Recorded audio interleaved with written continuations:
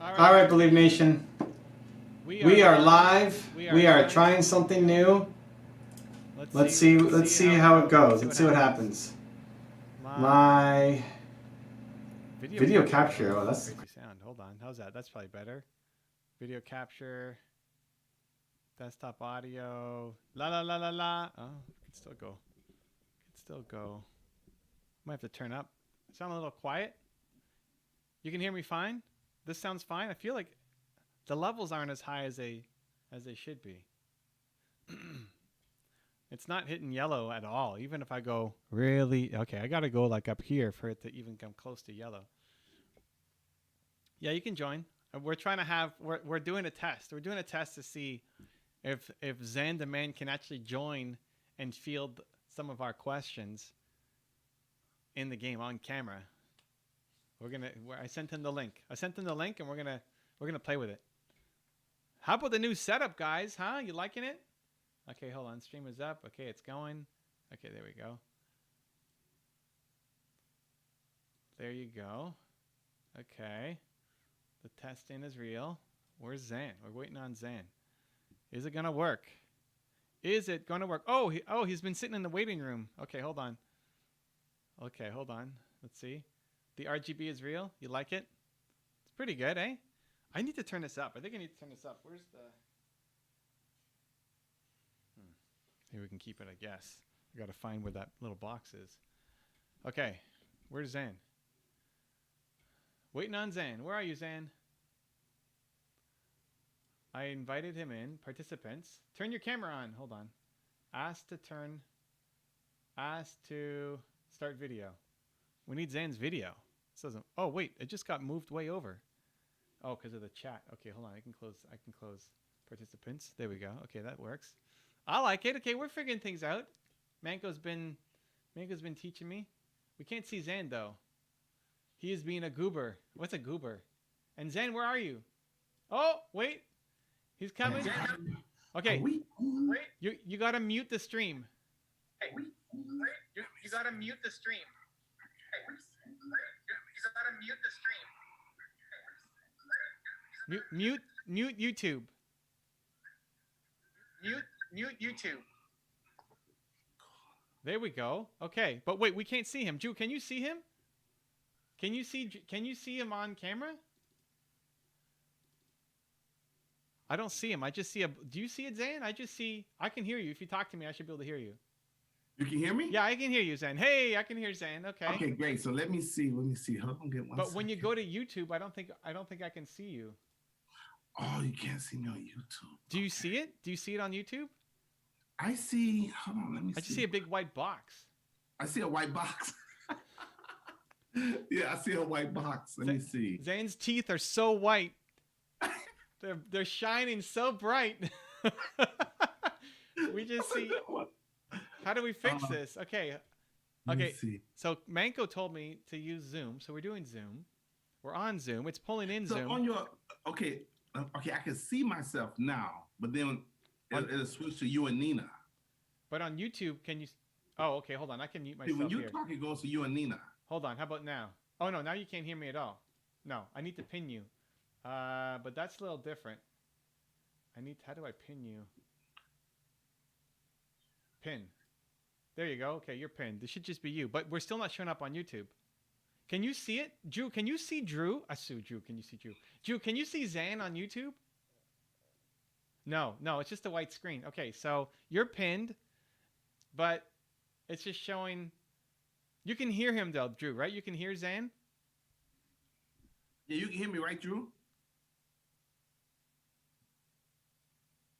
We're waiting. He says, Drew, can you hear me? Audio is good. Okay, audio is good. Okay. Don't quiet down Zan the Man.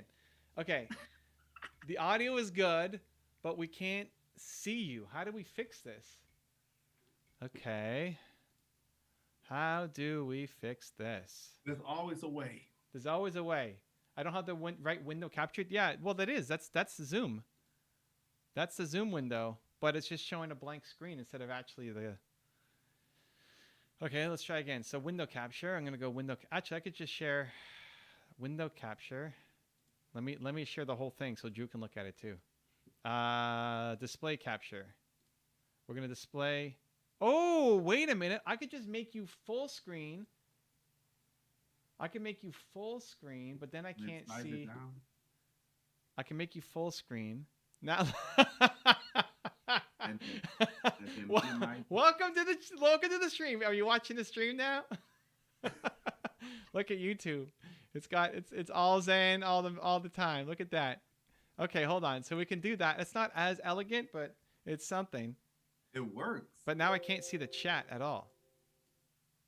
I can't see the chat. I'm delayed. Okay.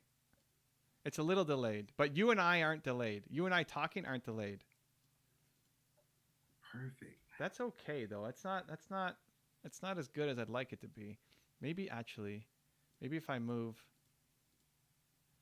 Is this me? I don't even know what this is. Forget the alert box. We don't need that. We don't need the alert box. Okay, that's me. I can move you there. Oh, I can even move you a little bit lower. There we go. Look at that. And then I could put me on top. Why can't I put me on top? Oh, I just got to put it on top like this. There we go. Okay, we're covering it up. And then we can make it go like that. How does that look? That's great. I can't see the chat at all now, though, doing this. Unless I put the chat... Actually, hold on. I could put the chat on the side. Put the chat like this. Perfect. And that covers up the side. There you go. Look, it's Zan plus the chat plus me on top. Are we ready to game? Ladies and gentlemen, we're testing something new today. Oh, but the light on my face is gone because I was using a monitor light. Let me turn on one of these lights. So is my screen? My lighting is that bad? Oh my God, that's crazy lighting now though. Now I'm like super washed out. Oh, I got an idea. Hold on.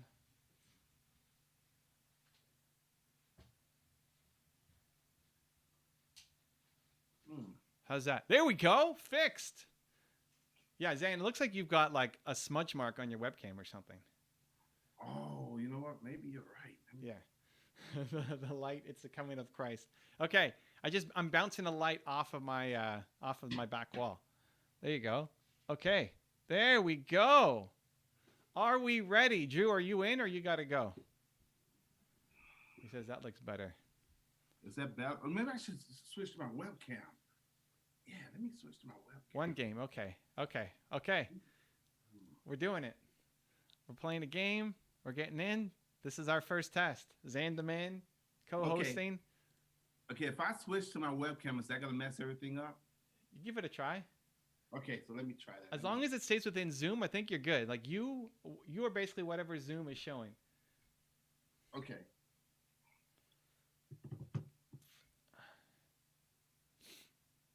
Okay. Give me a second. I'm going to switch over to the webcam because I don't like this visual. Put the window behind League of Legends. Well, I can't because once you get into game, Drew, it takes over the full screen, right? Oh, now Zan disappeared. What happened? Hold tight. I'm switching. Hold tight. Oh, okay. Good. I'm switching. Much love, all. Okay. Everything else looks good, right? Yeah, we got that. Okay. Nice.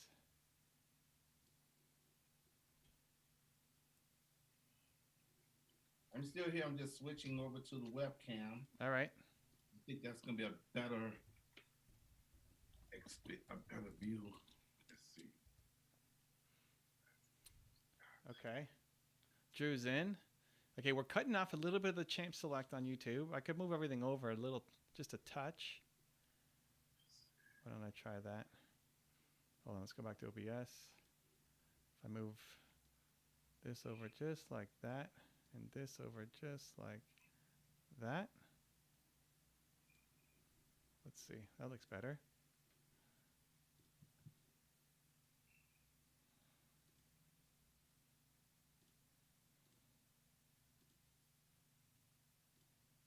Okay, well, let's see what happens. While we wait for Zan to pop back in.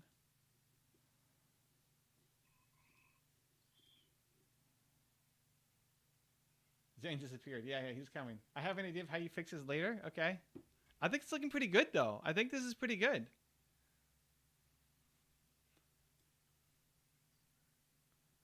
So I just need to make the full screen on this side. In-game, it might be a bit off. Okay. Yeah, let's see how it goes in-game. In-game, it might be a bit off. I just have to make my full screen the zoom and then put the chat on top of it. All right, so far so good. All right, Drew's got his carry pants on. Are ready to do this. Can Zane still hear us? Is Zane still there? Yeah, I still hear you guys. Oh, he's still there. Okay. He's still there. He's doing his thing. Just trying to switch over. Okay. I'm gonna get some water.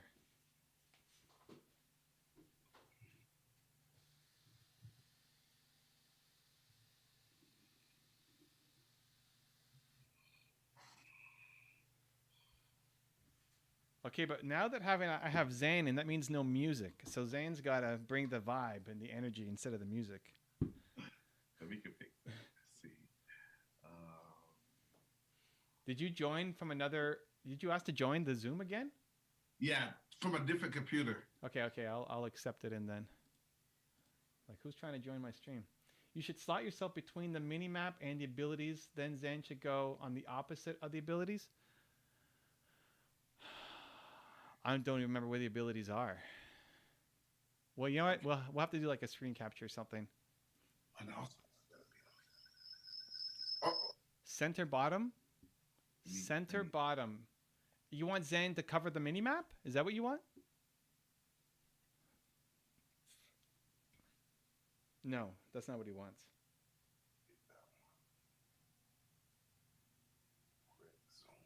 Who's top? Akali top. That's going to be interesting. You will be between the minimap and abilities. I'm between minimap and abilities.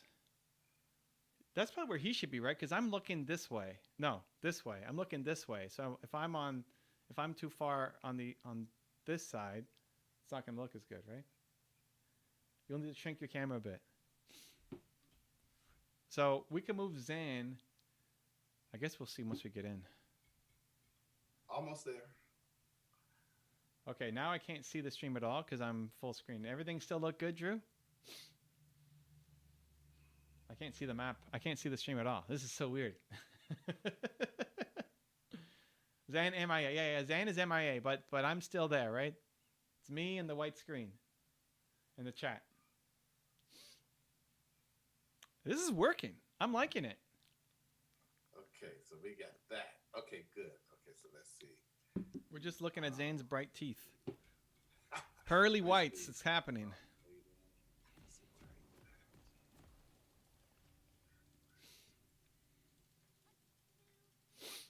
Okay, so Drew, Manko switched up my build again.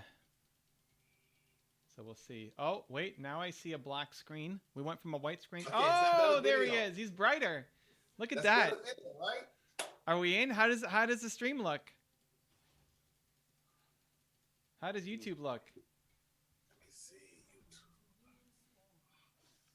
That's better video. Are we looking good? Let me see.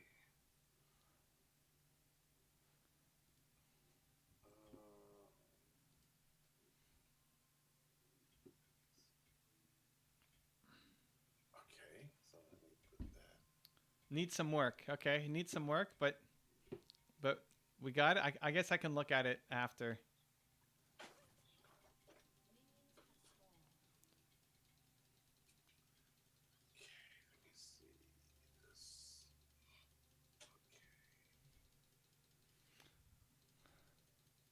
Lee Sin tells me that their jungler's coming top, but he doesn't want to path there. Okay.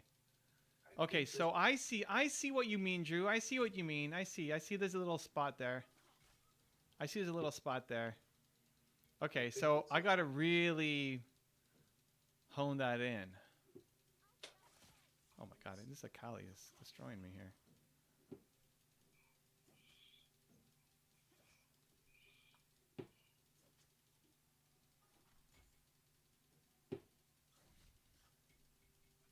This is cool. All looking good, Zane? All looking good? So that's, yeah, this is much better, right? Yeah, this looks better to me. But I can't actually see the YouTube. Are you watching the YouTube? I'm watching. I've got two computers. I'm watching YouTube on this one, and I've got YouTube on that one. Okay. So you gotta pay attention to the chat. Right. Tell us what happens. Bring up questions. Drew got first blood. Good job, Drew.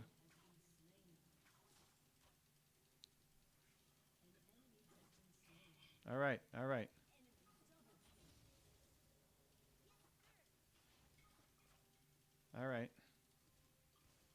So I can see this, and I can see that. Okay. Let me see. Okay. Drew's in the house. Drew is in the house. House. Good. And it went through on both computers. Oh, we're good. We're good now? We're good. All right. Zane is good. If Zane is good, I'm good. It's happening. Oh, he's got. I heard a bottle open. What are we drinking, Zane? Better be some non-sugary drink here. It's water. Zane and I on the 90-day challenge. I know. We picked to do the challenge throughout the most difficult time, right? We got Thanksgiving, we got Christmas, we got New Year's. It's just nonstop temptation. The best. No, but you had it good. Your Thanksgiving, you already did your Thanksgiving. We did, actually. That's true. But Thanksgiving for us isn't as big a deal. Like, you guys take a full week to celebrate. No, it's serious here. Yeah, we're not. Canada isn't as serious about Thanksgiving. It's not really something that people like travel to, like have to go home and. Yeah, we have cartoons. We have Charlie Brown Thanksgiving. I mean, everything's a big celebration. We have a big Thanksgiving parade. Yeah, it's a big deal. Yeah. Now, why are you wearing the Spider-Man shirt? What's up with that? I thought we were all in on the Captain America. I am, but I just had to throw something on real quick to be on time. What were you not wearing something? Was that the idea? Was it? Oh no. I had a different shirt on. When I'm lounging, I have a different shirt on. Got it. All right. Okay. Well, I died. Top. Okay. What do we buy? We buy one of these. We buy some of those, and we come back.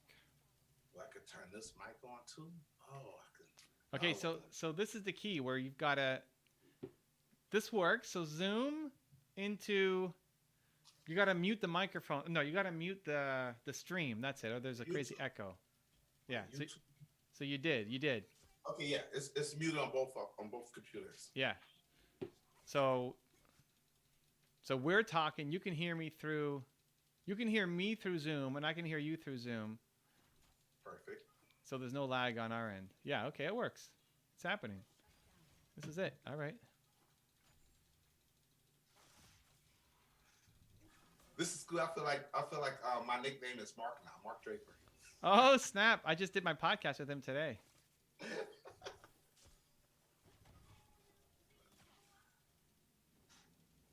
But you guys do it on Friday normally. What do we do on Friday? Don't you and Mark normally do your podcast on Friday? No, we normally do it Thursday, but I'm doing the. Tony Robbins invited me to his Date with Destiny program,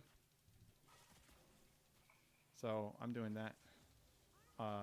Basically movement makers, and then that's it. Then I'm not doing anything for a week.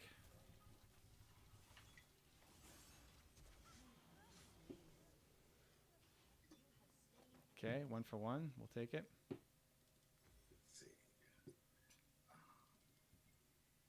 I like the hat. Confidence is everything. Look at that. Let's go.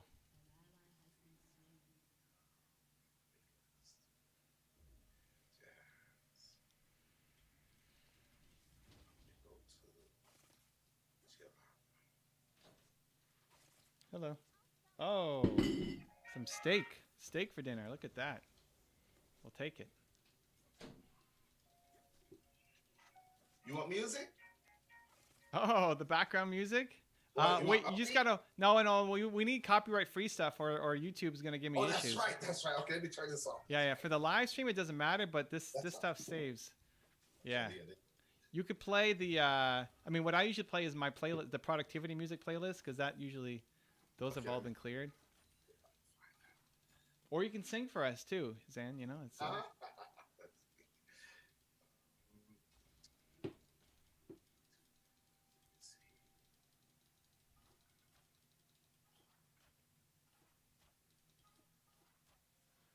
Drew's out of mana.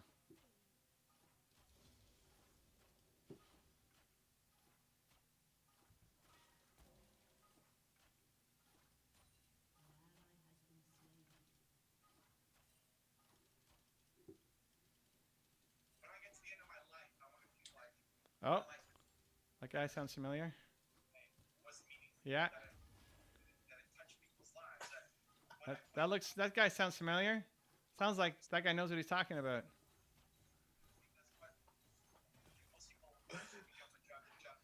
That guy sounds legit. I would buy a book from him.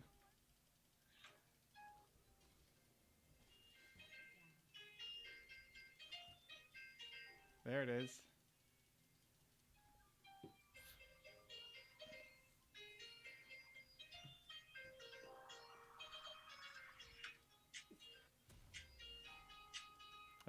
That's some good tunes. Where's our usual crew? Usually as soon as I go live, we got a whole bunch of people tuning in. What's going on here today? No, where they at? Where are they at? What's going on here, guys?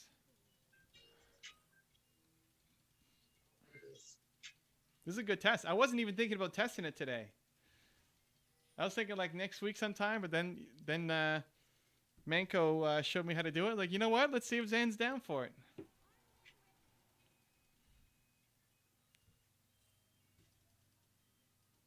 How's Drew doing? Drew is 1-1. Okay, not bad. We'll take it.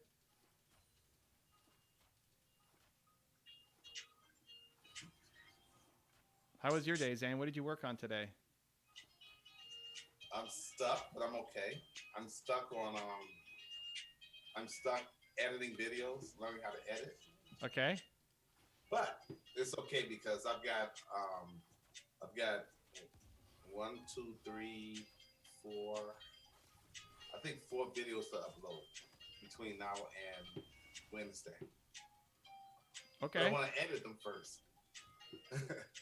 Yeah, that's a lot of videos we got to get going. Did you submit what you're going to put up for Thursday? You know what? I was thinking about that. I mean, what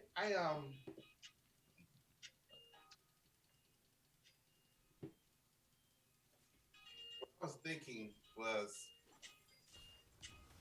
upload my videos, but I think I want everyone else to go first. Like, you only have so much time, so I want them to all to be served first, and I'll be okay. So I didn't want to get in the queue. All right, well, let's see what happens. Everybody else can get, they can be served much better in the group, and if there's nobody else, then I don't mind. But I want everyone else to be taken care of first. All right, let's see. Well, there's got to be some. Because I would learn a lot just from your analysis of their videos. Yeah, for sure.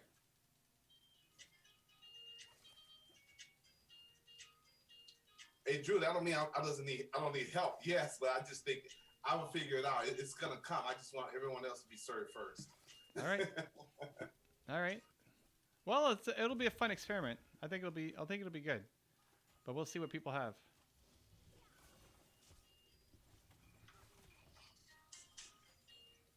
But it's fun though. I mean, look how nice this group has evolved.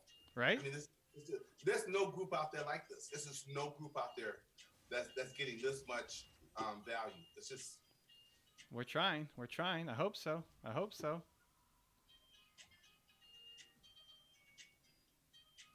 How's your live streaming? When's the next stream coming up? I have everything kind of scheduled. I have everything scheduled, and I do plan on. I don't want to talk too much. I like for me just to do it first, because once you start talking, and then people hold you to what you say, and you may not be ready to like fully execute on everything. But I do plan on doing IG lives in December. All right. Well, December's like in 2 days, right? Or is December tomorrow?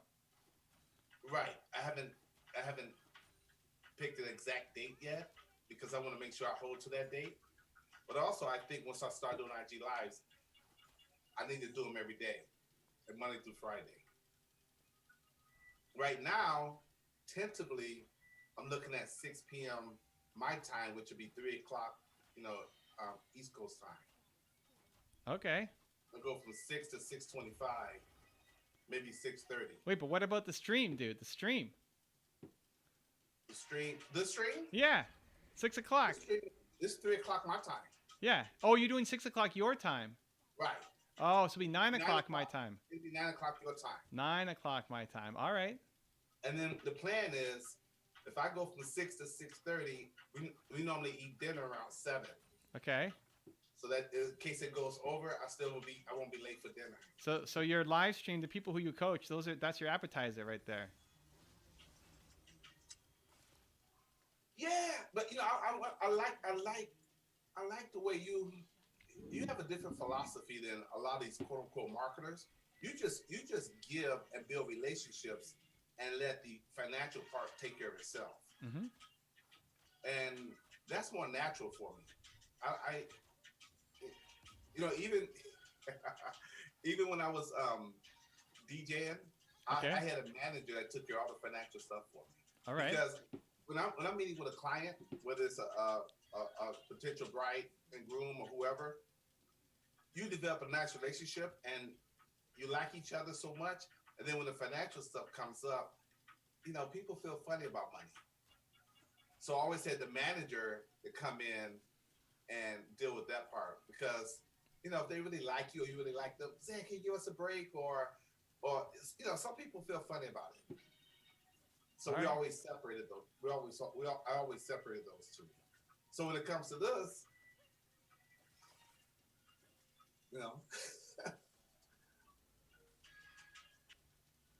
All right. we'll see. I'm excited. Zan making content is a good deal. Well, also, what's this one?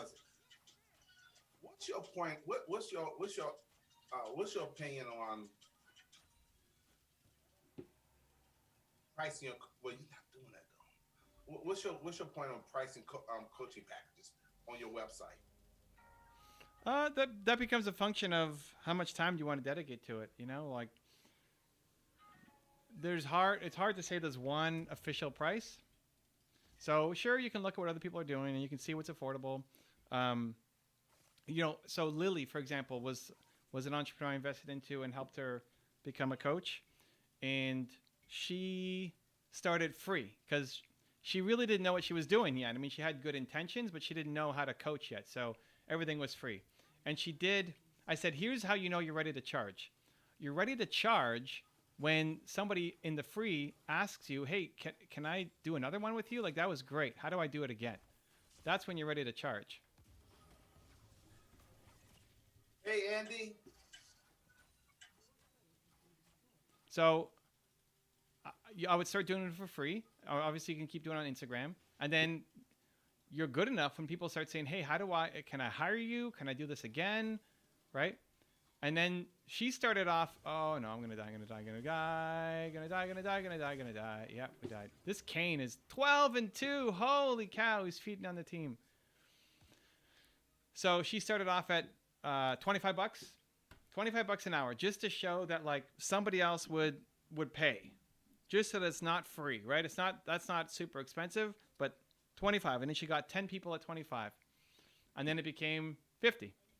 And she got 10 people at 50. Then it became 75. She got 10 people at 75. Then it became 100. Then it became 10 people at 100. And every time you got 10 at that price, you raised the price to the next point.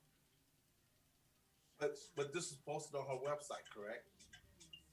Yeah, I mean, she didn't even have a website, right? It was just off of Instagram. Just off of Instagram. You have Andy in the house. Andy, welcome aboard. We're trying something new. We got Zan Demand being a special co-host for us here today.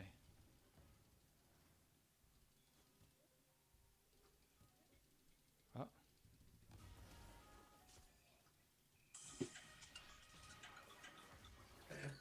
Oh, we got a kill. All right, we're doing things. Drew showed up. Look at that. Good job, Drew. Homemade burgers. Homemade burgers? Alan Farber.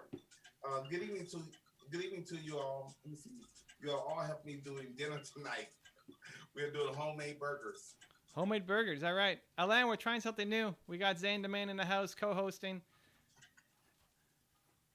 Paying attention to the chat. Answering questions. Asking questions. This is idea to action. I mean, when did I message you, Zane? Yesterday? Yeah. Yesterday. And in my head, I was thinking, because I got the Tony Robbins thing coming up. So I was thinking after that's done, like on the 11th or something.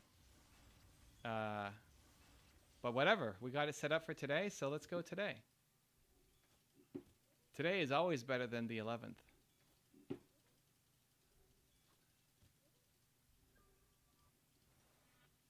So Andy said he saw Manco testing your build today? Yeah. So Manco is my League of Legends coach. Okay. And on Sunday, we do a coaching session, and I told him what I wanted to do. And he said he's going to try playing it too. Oh, great. Although he's already started making some changes that are not my build. But whatever, he's doing it.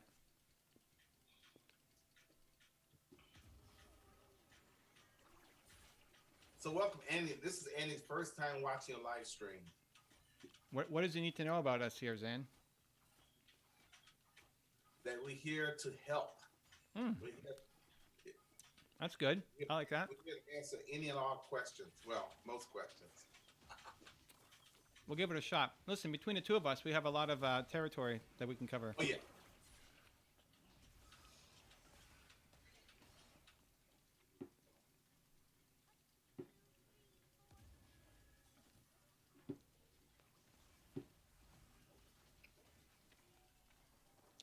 All right. It's a good compliment. Andy said he doesn't know anything about you. He just saw that you're Canadian and thought it would be a good idea to tune in. Nice. Hey, listen. Canadians are always the way to go.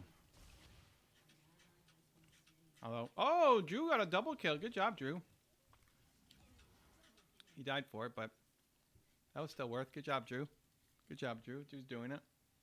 Andy, do you have any business questions for Evan? Or life, or league. Or life? Anything. Let's see what we got.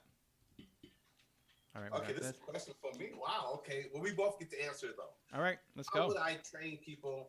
How would you train people to feel more confident in Zoom meetings to participate? Okay, that's a good question. Am I saying it right? Alan or Elaine? Alan. No, it's not Alan. Alan.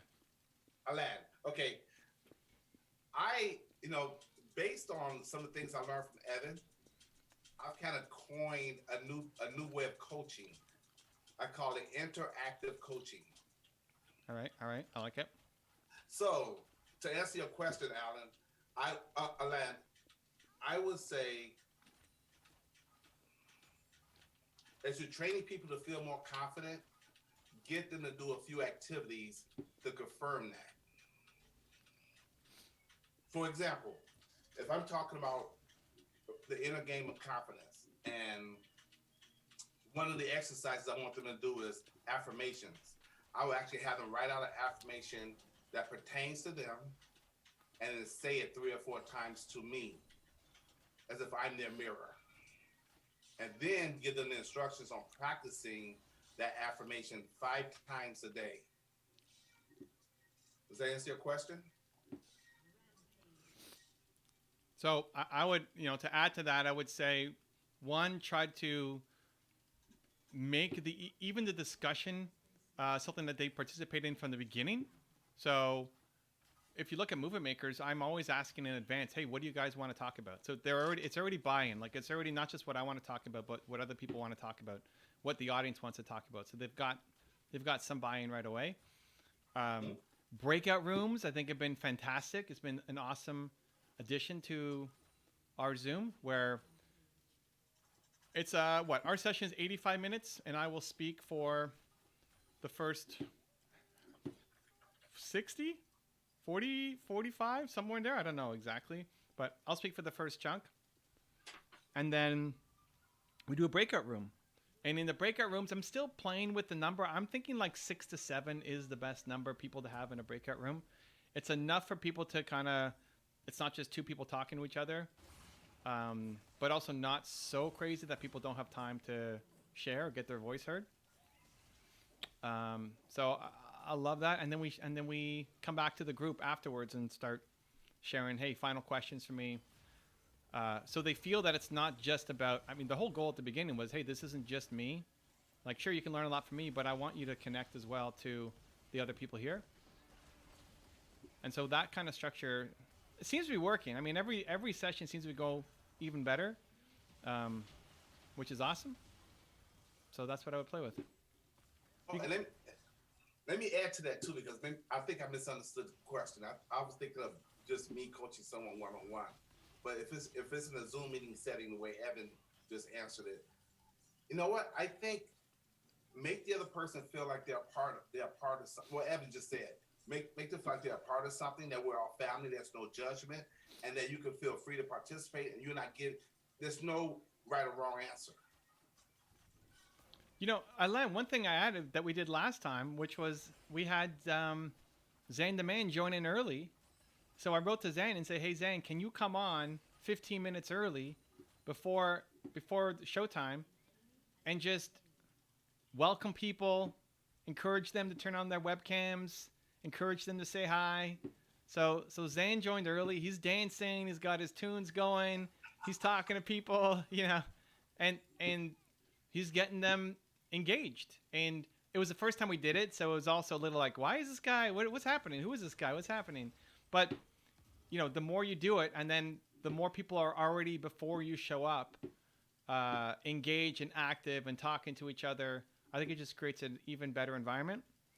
And then I'd also say you be interactive during the session. So I love paying attention to the comments throughout the session. So it's not just me talking, but I'm actually answering what people have on their mind. So even here, right, Zane's in charge of the comments, and you guys got a question, pop it there. Zane will bring it up and we'll chat about it. In our Zoom session, I can't keep my eye on the Zoom. We get too many comments coming in, and a lot of them are just saying, so true, great point, or something, without it being something that I actually need to see. So my assistant, Yelena, is pulling off the best comments or the questions that I need to see. So making a point to make it interactive by you responding to all the comments instead of just doing your presentation, I think is really important.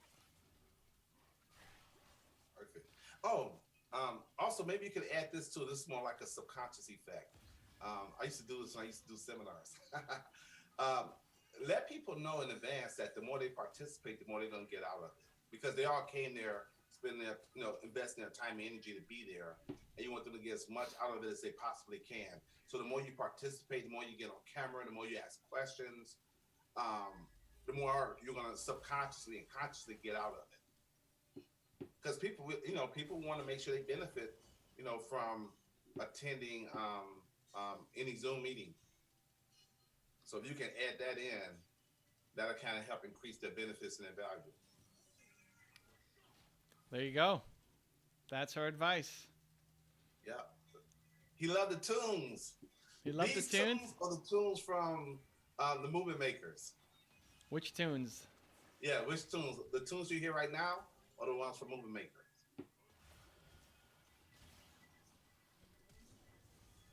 Ooh.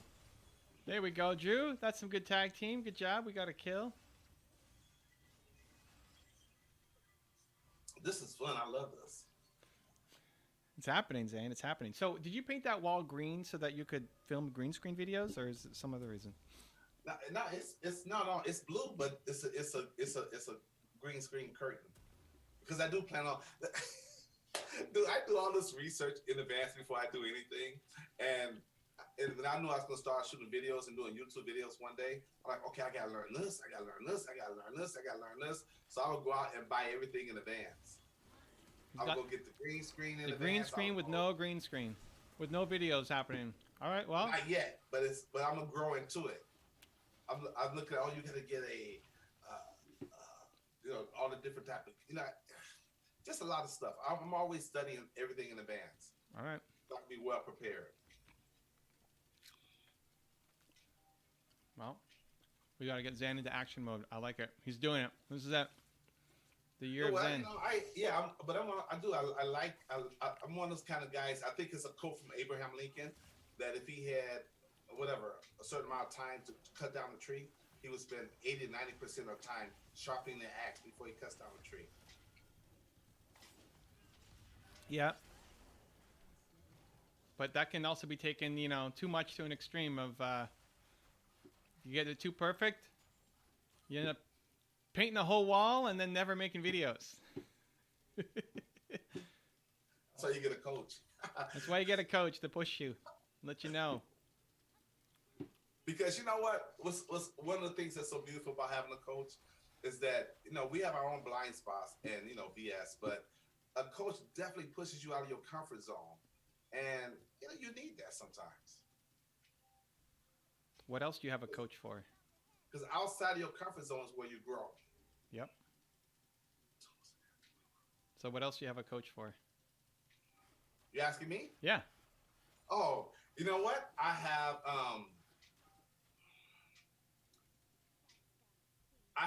a whole piece on that. So you have a coach to help you grow. You have a coach to help you get to the next level. You have a coach to encourage you, to support you, to help you stay positive, help you stay focused.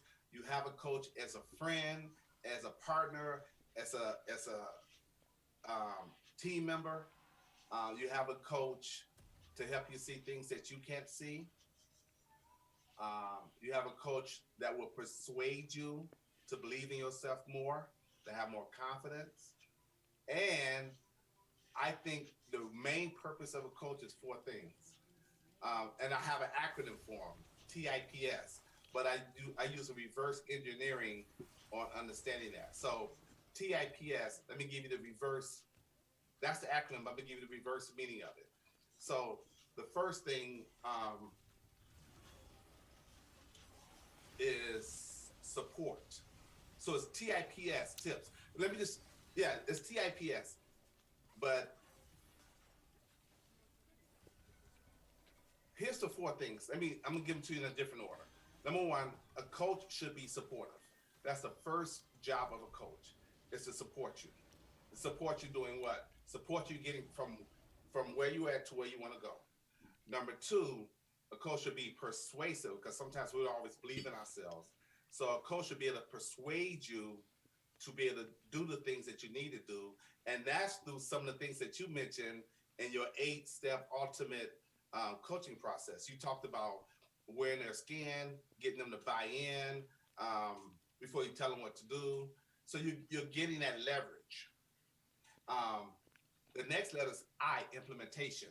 And also in some of the things you talked about was telling them what to do. So that's getting them to implement what you taught them. Get them to implement what you told them. And what was that step number? What you need to do, you need to have... Remember Drew, I kicked you out. Wait, hold on. Drew, did you want to play again? Drew, you said you only had 1 game. Kicking me out. I kicked out Drew, but yeah, you're fine. All right, then you're fine, Drew. Come on. Come on, Drew. You should have, because you love your acronyms. You love your 4 letters or 3 ways or 8 steps or frameworks. Yeah, you love your frameworks. You need to get those things printed out. I have them printed out. I do. Then where are they? If you're talking about tips. I have it. You want to see it? I show you. Look. Oh man, where's my thing at? Oh, I think because I had to. Drew said they're on small sheets of paper. Really? Have you seen these frameworks, Drew? I haven't seen these frameworks. Dude, I have all of this. I want to get them all memorized now, but I have all this stuff. That's what I think about every single day. Let's see it. Thank you, Nina. Hold up. I gotta find that one. Okay, these need to be more. Look, check this out. Okay. Oh, that's not bad actually. Okay. You can see that? Yeah, I see that. Okay, no, but the one I was telling you about before, and this is it's hard to see it, I know. That's my coaching methodology. Okay.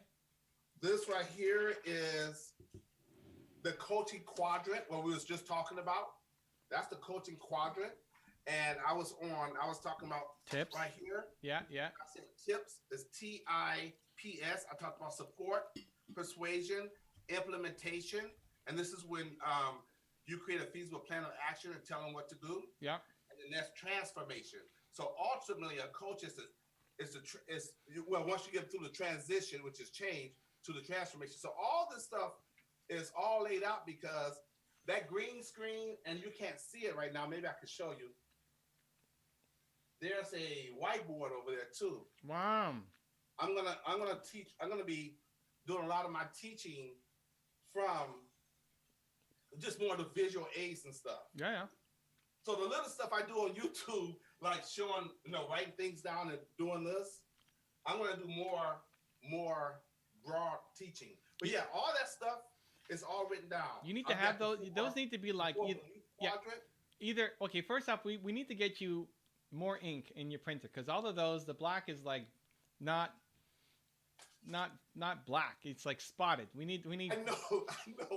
Listen, I know. I have to change the ink on my printer because I print out so much stuff. You painted the wall green. We need to just get you a little bit of ink for your printer. So but listen, this is just for me. No, but I'm saying it's not just for you. No, I'm saying you got to use your visual aids in your coaching so that when you get a question, when you're doing your IG lives or when you're doing something like this, when you got questions, you hold it up and say, hey, I've got a framework for you.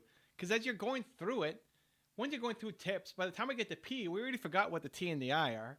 So it's there on the sheet and you point to it. Like, I want these to be high quality, like it's on cardboard or thick stock or something. Right. I'm gonna listen. Look.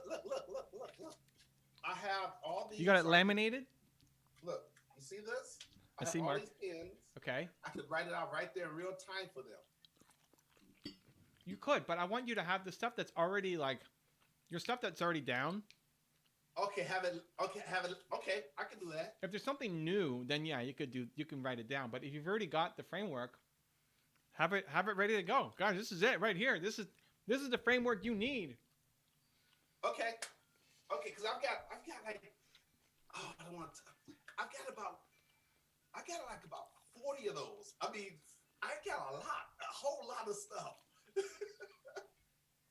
You don't even remember this. You've forgotten more stuff than you've made. I mean, you need to have it in front of you. Like that should be, instead of those pile of books there next to you, that's got to be your stack of one-pagers.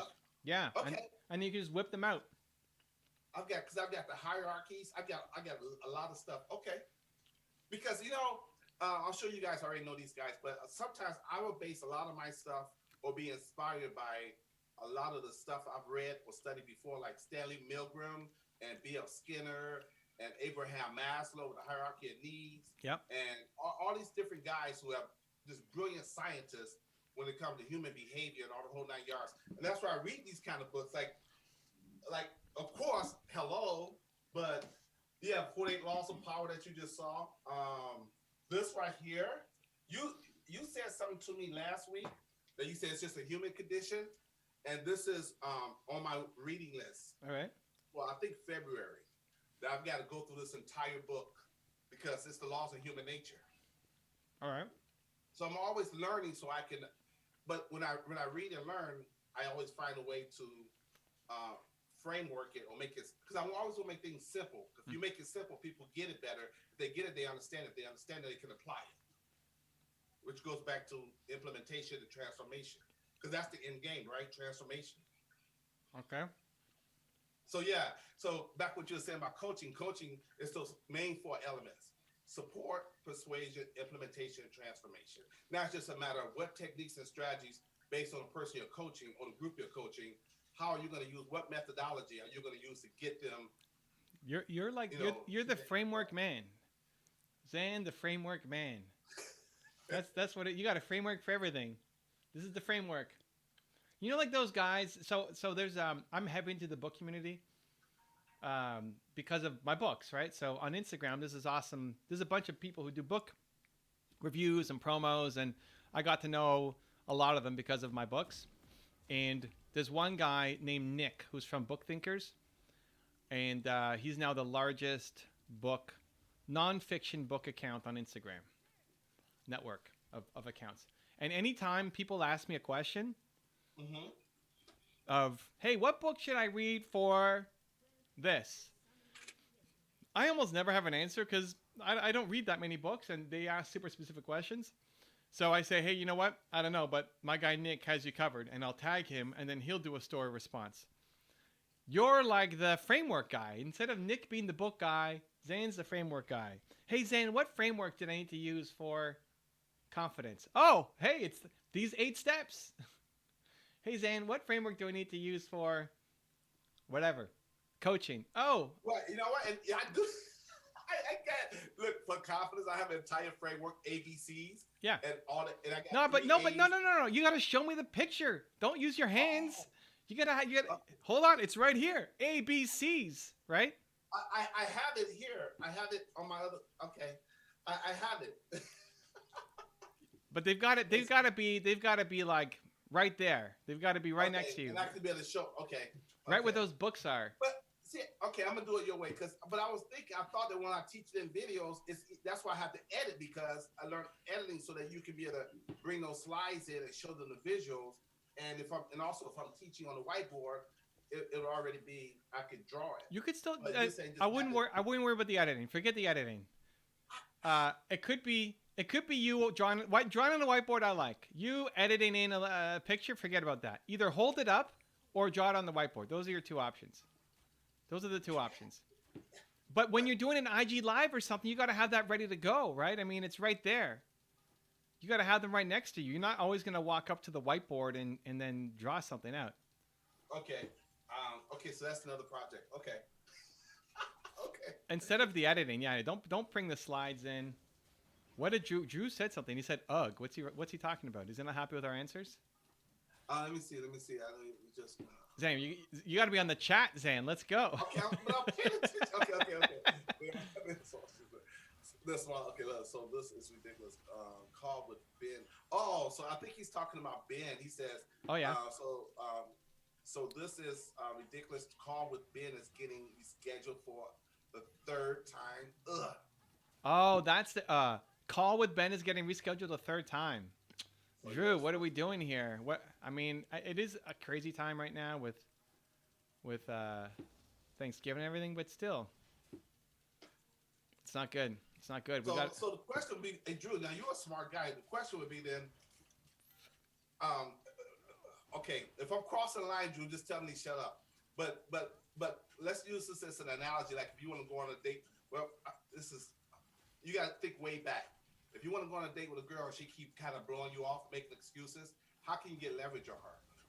So how can you get leverage on Ben? That way he's like, well, I got to do this one. I can't reschedule it.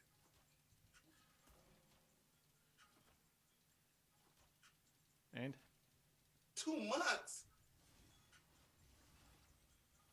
Okay, so he said 2 months. I already have access to his channel,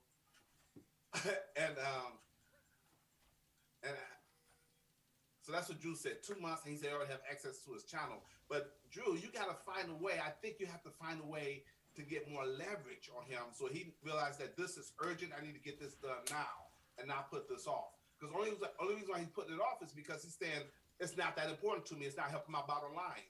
He doesn't see the real, true benefit and value in it. Now, I could be off on that, but it's just something to think about. Because when someone really values something intensely, they will cancel other stuff just to get on that one. I wonder if you can tie it into the book launch, Drew. Like, I don't know if he has any important dates coming up for the book launch.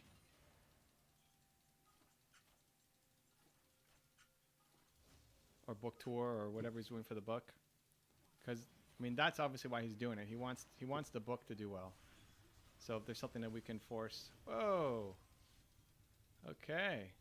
So Drew says that I sent him a 15-minute video with suggestions and added value. He wants to hit 2 million subs by the end of next year. He said the book is already out. The video was probably not helpful.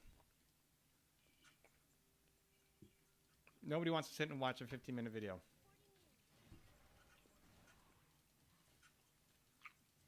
We need to get on a call.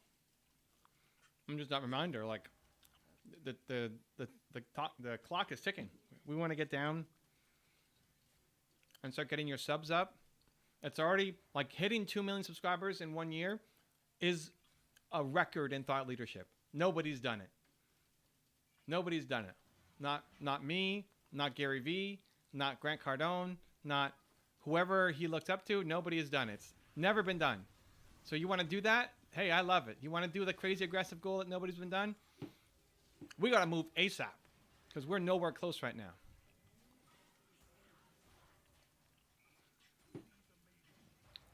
I just had this conversation with Bo on one of the companies I invested into, and he's working on a package for somebody, a client who's been a good client, who then now we're looking at doing even more work, and he hasn't been able to hop on a call because the guy's traveling, and he's like, send me a proposal, an email.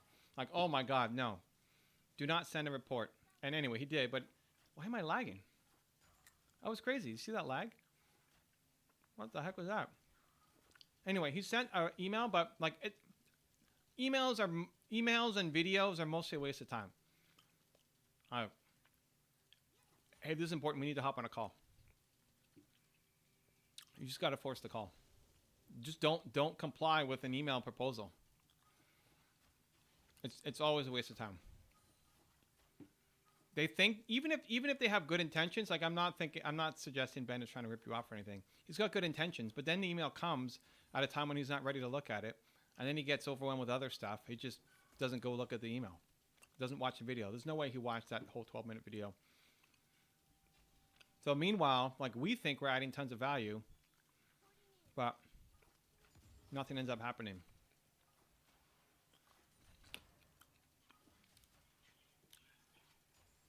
You just added that the video was due to not being able to get on a call for so long. Yeah.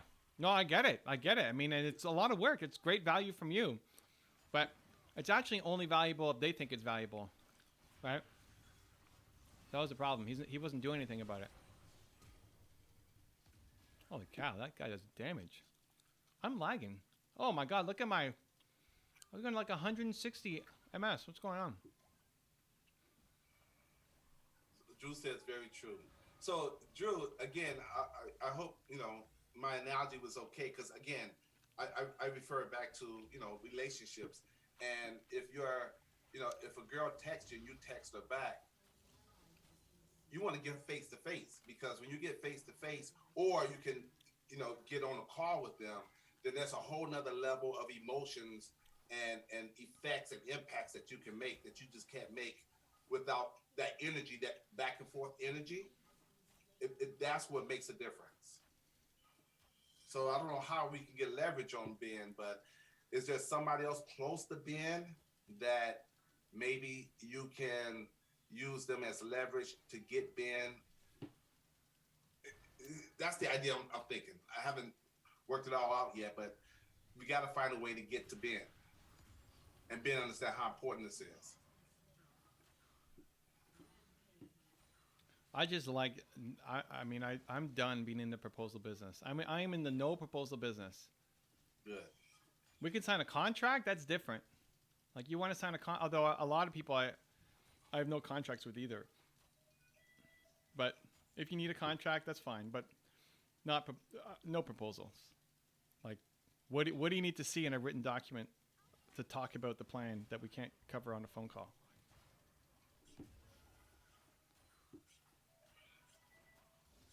Yeah, I totally agree. Especially talking about a high-end client. At that level, it is about connection. And it's hard to connect without the human interaction.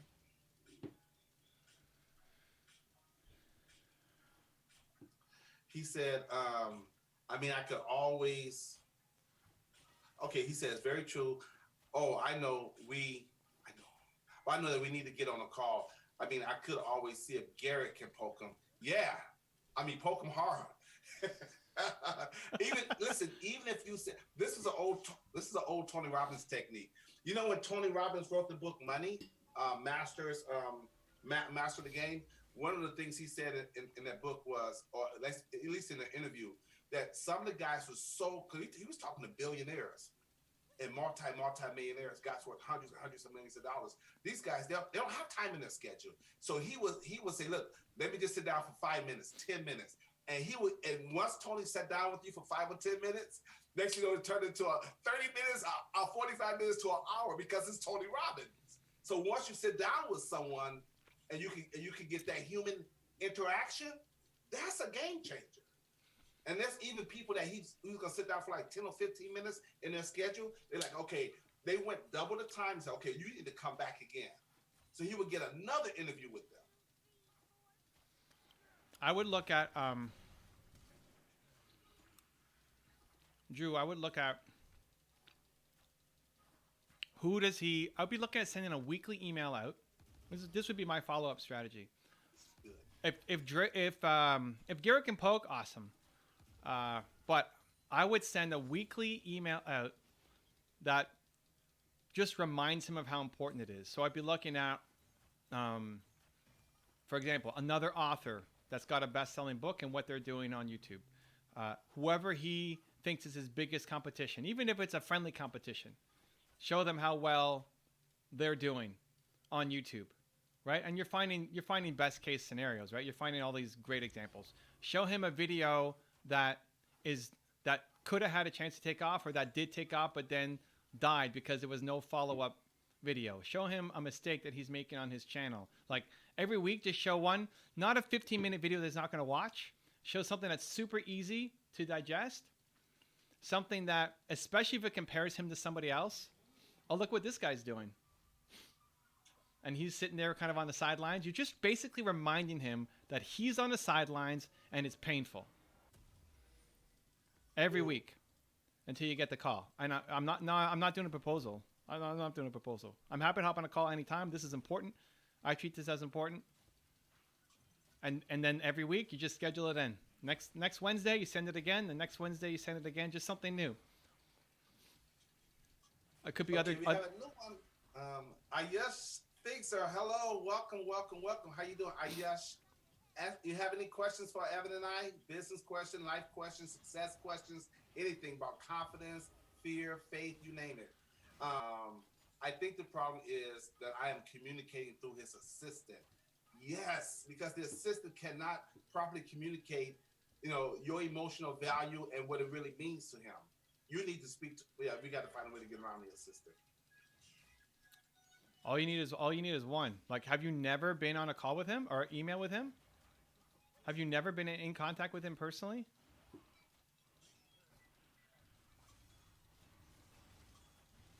Yeah, Drew, that question is for you. Have you been in contact with Ben directly? Like, you don't know what his email is?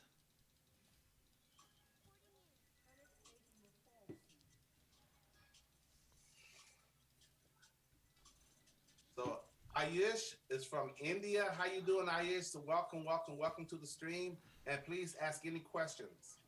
India in the house. He said, okay, Drew said he has a coaching call on Friday that I plan on attending, so I can call him out on his coaching call. LOL. Yeah.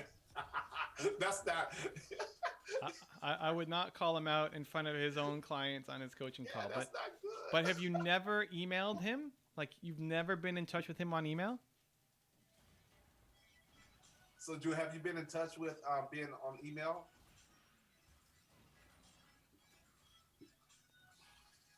Ooh, this is a good one. Okay, so I just got a. He said, okay, Drew said he has been on copy.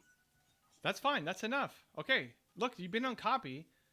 Then now you never write to his assistant except to schedule something. Like, everything goes right to, you're sending a weekly email to Ben, direct to him, with, again, something that makes him feel like he's missing the train, especially if you can involve somebody else. Showing the success of other people, showing the opportunity lost for himself.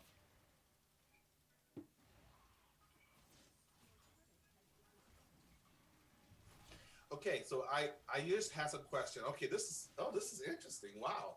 Okay, Ayush is from India. He's a 13-year-old boy, and his question is, wow, this is good. I wasn't thinking like this at 13. His question is, let me see, how to become a great entrepreneur. Okay, I'll go first because Evan got the perfect answer for this. So since you're 13 years old, I think number one, that's great. You're thinking about being an entrepreneur. And I would say how to become a great entrepreneur. Two quick things. Number one, because first, entrepreneur is a mindset, so you got to change your mindset. The way of doing that, and I hope I'm not stealing Evan's answer, but you got to go to Evan's channel, evancarmichael.com, because he features tons of entrepreneurs, what they've been through, how they got started. So you model entrepreneurs. Anything you want to become, study it, and the more you study it, it becomes you. And then number two, find someone who's already an entrepreneur and become their apprentice. Hang out with them. You're 13. You got plenty of time. So, but come to channels like this, and you be in that environment. Be around people who are entrepreneurs, because whoever you associate with, you become. So that's my answer. I like it. We are straight. I would say one, how to be a great entrepreneur starts with finding something that you absolutely love to do. You absolutely love to do. Like, you love doing this. You wake up, you would love to do this. And then two, it's gotta be something that brings value to people too. So not just what you love, but what actually serves. When you can combine what you love doing with what serves other people, that's it. You got a winning business. The stream is stalling, but that's okay. The stream is stalling?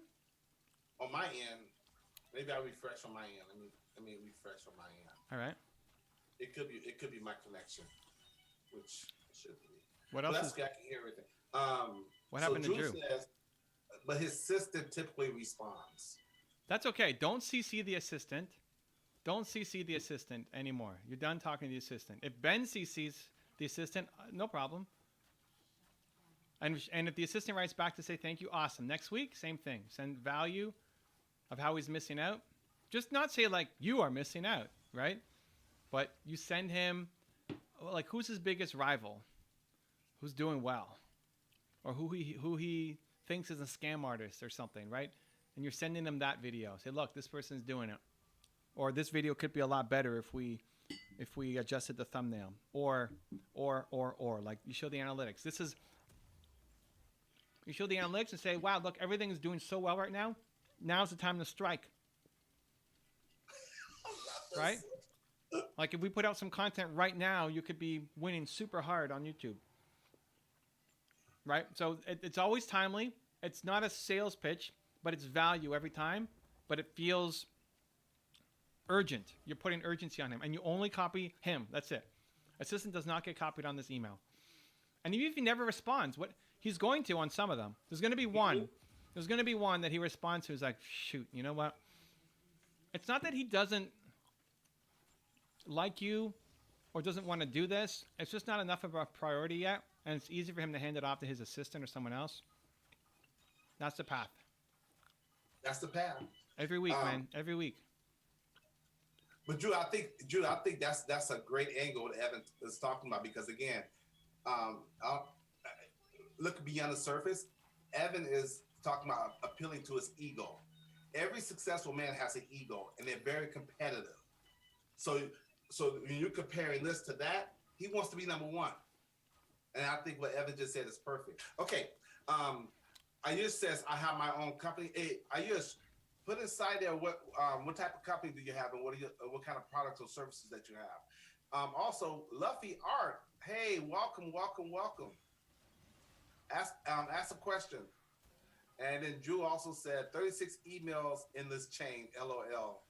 36 emails? What? It's a new email each time. Send a new email. Oh, so Ayush is coming back to you, Evan, and saying, great, sir, but I want to learn something new. Well, then that's part of the problem. Well, okay, Ayush, if you want to learn something new, but you got to go back to what Evan said. You got to discover what you love. No, but like you want to learn something new, but you haven't, so obviously you've been given this advice before, right? So you haven't done it. And you want to learn something new without having mastered the thing that is actually the most important thing.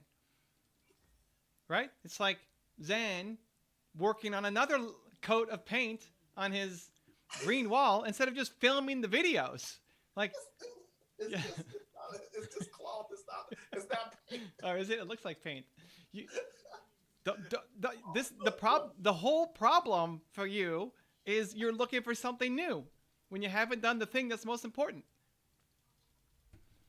If Zane holds up a framework for how to have more confidence, right? He's like, these are the 4 steps to have more confidence. Great. And then he said, your response is, well, tell me something new. Like, well, did you master these 4 steps? Probably not if you're still asking the question about confidence, right? You haven't done the work on 1 and 2. So don't ask, asking for something new is actually a disservice to you. And again, you're 13 years old. So, okay. What? At No, 13, what? Like 13? He's thinking on his own. You got this. Like, we don't have to give a baby answer. He's not a baby anymore. Like, you got to love what you're doing and bring value to other people. Let's go. You're ready. You're ready to step up or you wouldn't be here. Man, I wish this existed when I was 13 years old. Oh my gosh. Can you imagine? Listen, I was selling baseball cards to 50-year-olds when I was 12 and 13 years old. You know, I was going negotiating and they told me that I was too young and all this stuff, but I was thinking clearly. Man. You're not a baby, Ayush. You're not a baby. You got this, dude. We're not giving you baby advice. Yeah. This is the real deal right here. That's what you need to do. Okay, so Luffy, all right. Okay, ask the question. How do you get your own style? How do you get your own style? Something tells me Zane has a framework for this. And if not, you need one. Come on. How to find your own style framework? This one is very, very simple. You don't need a framework for this. The way you get your own style, okay, first of all, you are you. You are unique. You have your own personality. Your own style comes from this one thing, being yourself. You can try to copy other people, but you can never be better than you. The copy can never be better than the original. So you develop your own style by being yourself and believing in yourself. Don't try to be anybody else. Just be you, and your own style will emerge from that. I think it's actually. Other people want to copy your style. Yeah, I think at the start it's actually great to copy other people. I really think copying is underrated. Now, to Zane's point, like if all you're doing is copying, then yes, being an Elvis impersonator is a job. You know, you could be that, just copy Elvis. But I think you need to copy people at the beginning. It's not going to quite fit, but it helps you discover a new style. Like the point of copying isn't to just steal somebody else's stuff. It's to try on the hat, see if it fits, and in that process, discover what might work for you, right? So in Zen, having the Captain America shield on there, like Captain America means something to him. Spider-Man means something to him too, because he's got the shirt on. I didn't know Spider-Man meant something to him. I feel like he's kind of betraying Captain America by wearing that Spider-Man t-shirt, but it's okay. You know, he likes both of them. He's learned something from both of them, right? His goal isn't to be the next Captain America, but he's taken something from Captain America, from Cap, that made Zan better. So that's the point. Like you try on the shield, and you don't become the guy. The goal isn't to become the guy. The goal is to learn something about yourself. So you're a little piece of Captain, and you're a little piece of Spider-Man, and you're a little piece of Iron Man, you're a little piece of whoever, right? So I like the idea of copying at the beginning, but just knowing that it's not the long-term path. You're not going to be that person. Don't stress out about not having your own style yet. Try on a bunch of different hats and then see what actually works for you best. Am I dead? Okay. I'm dead. So let me add to it. Okay, so I can answer, so I can address what Evan just said. So yes, everything Evan says plus some. So the reason why, okay, so Spider-Man is a part of the Avengers. Okay, so I believe in a team concept. So Avengers, Captain America, all those guys, right? Thor. But all those guys in the Avengers, they all have their own style, they have their own personality, they have their own superpower. And we all have superpower within us. We're all a superhero, right? So again, everything that Evan said, plus more. But once you develop your own style, you really discover your own superpower, and no one can get you off of that. And me and Cap, we just out of all of them, I connect with. But Spider-Man has this personality that nobody else has. But I watch Spider-Man, he makes me laugh. He always got quips and jokes. And okay, anyways, wait, hold on. So stick with that for a second, right? You love Cap, but the Cap's personality sucked, right? I mean, he's the most boring, by the book, no jokes guy, like of any superhero, of all of them, right? Except for maybe like a robot, you know. I forget who the robot was in Endgame who like had the thing ripped from him, but Voltron. Maybe, but like this is the thing. So Zan is not actually Captain America, because if he was, he'd have to dull his own personality to be like Cap. So he's taking pieces from Captain. He's taking pieces from Spider-Man. He's taking a piece from whoever, right? If you look at the people behind me on my wall, right? I got Steve Jobs. I got Kanye West. I got my parents. I got AP Giannini. I'm taking pieces of all these people, but the goal isn't to be them. It's just to be a little like them. So like Zan would dull his flame to be exactly like Captain America. You'd have to rip all the personality out of him, right? But he might take the courage and the confidence and the being a hero and like all that kind of stuff. Great, take that from Captain.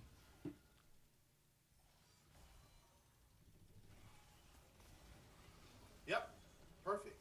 You know, and so okay, so let's move on. Let's see what we got. We got next. We got so he said thank you.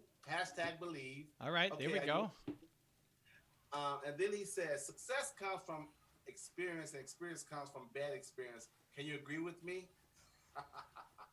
Okay. And then we'll get back to Alan got a comment too, but hold on. So Ayers follows up and says success comes from experience, and experience comes from bad experience. Can you agree with me? Okay, so I see where you're trying to go with this. I have a different take on it. So my take is this. You don't always have to experience bad things to be successful. You don't always have to experience anything to learn. There's two ways. Look, there's two ways to learn. Where's the card? Where's the card with the two ways, dude? Where's the framework? It's a framework. Well, you can learn through pain, or you can learn through your brain. At least write it out. At least write it out. Oh, okay. Let me. What is this? I want my music. Okay, write it out. Okay, let's write it out. Hang in there, Ayush. Let me see. No. Okay, you wait. Okay. Okay, you can learn through. It's coming, guys. Learn through your brain. Okay, you can see that, right, Ayush? You can learn through pain or learn through your brain. So, okay, so I won't have to belabor this. Let me just explain to you. You got this category, you got this category. Learning through pain is learning through trial and error. Learning through pain is wasting your time, wasting your money, wasting your energy, and then you reflect back on that pain. That now I learned me an experience. Well, there's ways you don't have to learn through pain. This is like more physical, more emotional. Over here, this is intellectual. This is mental. So you can learn through books and don't have to go through the experience. You can learn through somebody else's experience and not have to go through that experience to be successful. That's why we have blueprints. That's why we have models. That's why we have frameworks. Coaches. Frameworks. That's why we have frameworks. So you can hire a coach like myself or Evan. And all those things that you're going to have to experience over the next 5 or 10 years, you can learn all that in a small minuscule of time, because we're going to be sharing with you our experiences that we already went through. So you'll have to learn through our ups and downs. We already took the blows for you. You follow me? Again, what else? Success and experience. So yeah, they say experience is the best teacher. Not always, because there's people out there who may not even come back from some bad experiences that they had. They call them drug overdoses, stuff like that. You don't have to experience everything to learn everything. And experience is not all. It's a wonderful teacher. but it's not always the best teacher. The other E is education. That's why we have universities and colleges. Wait, what E? What was the first E? Well, experiences. Oh, I see. Okay. But you see, you're not writing it down. I'm already behind. You got to write it down. Oh. I'm thinking you're on pain and pleasure, whatever's on that sheet. Yeah, but pain and brain. Yes, I was. But then I wanted to go back to what he was saying about experiences, and you don't have to experience everything to learn everything. Some people have bad experiences; they never recover from those bad experiences. They call them they call them trauma. They could be so traumatized from that bad experience that they're gonna be in therapy for the rest of their life. So you don't always have to learn. So get that notion out of your head. Again, the other E is education. That falls under the B. Education. This is the pain, the experiences, trial and error over here. Over here is the education. You can go, for example, you don't have to go touch a hot stove. Like, oh, this is hot. No, you can learn from somebody else who could give you all the physics and what it would do to your body if you touch a hot stove. I think you understand that.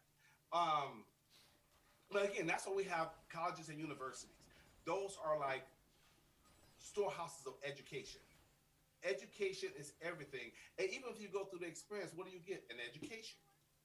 So that's just a little shift you might need to do in your thinking in regards to bad experiences. That's how you learn to be successful. No. You don't have to go through all the bad experiences.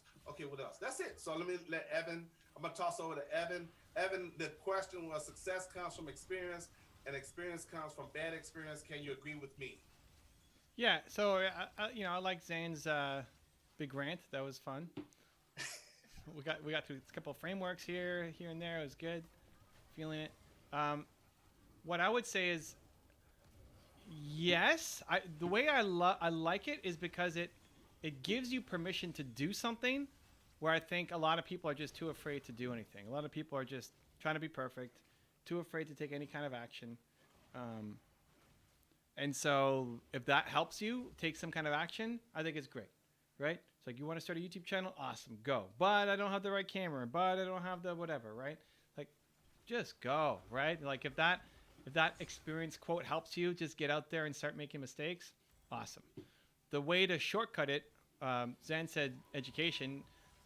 My version of it is model success, right? And that whatever you're going through, somebody's already done it before. And so go learn from them. And maybe that's on the inside of a university. Depends what you want to do. I think if you want to be an entrepreneur, university is probably not going to help you that much.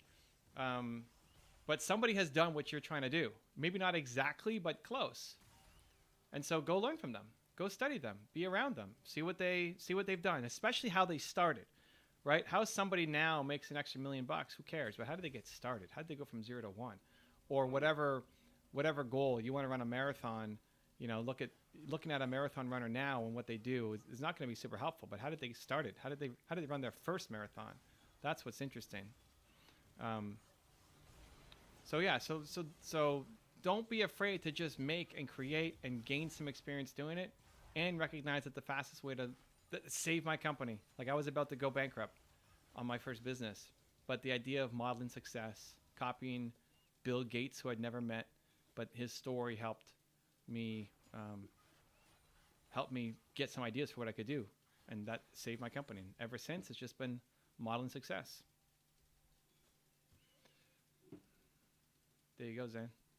Okay, perfect. And I want to add some more because, see, Evan always inspires me. So, yeah, you got to do both. And you got to balance both, because the beautiful thing about entrepreneurs, if that's what we're talking about here, is everything you want to know is already here. Somebody took their wisdom. You can go way back to Plato, Aristotle, you name it. Someone took what they know and put it in a book. And your job is to find that book, which is education. Or in today's age, go find that blog, go find that podcast, go find that YouTube channel like Evan. There's biographies. I used to study biographies all the time. Here in America, we had the biography channel, and I religiously used to watch. I love the biography channel. Ted,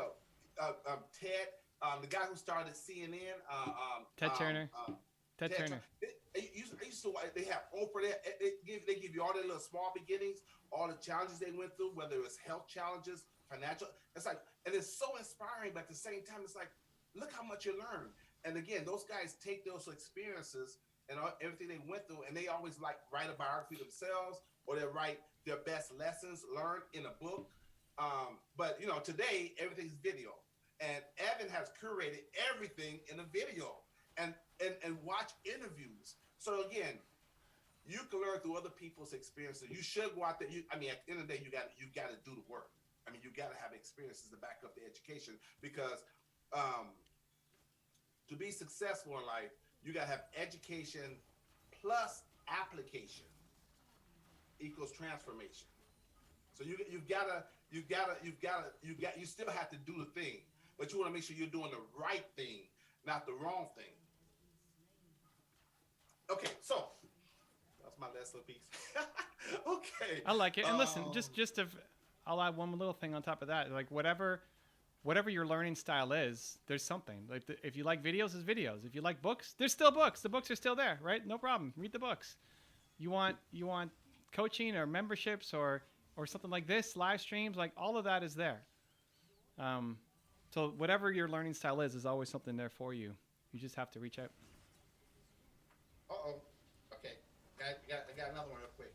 So these are the 3 popular learning styles.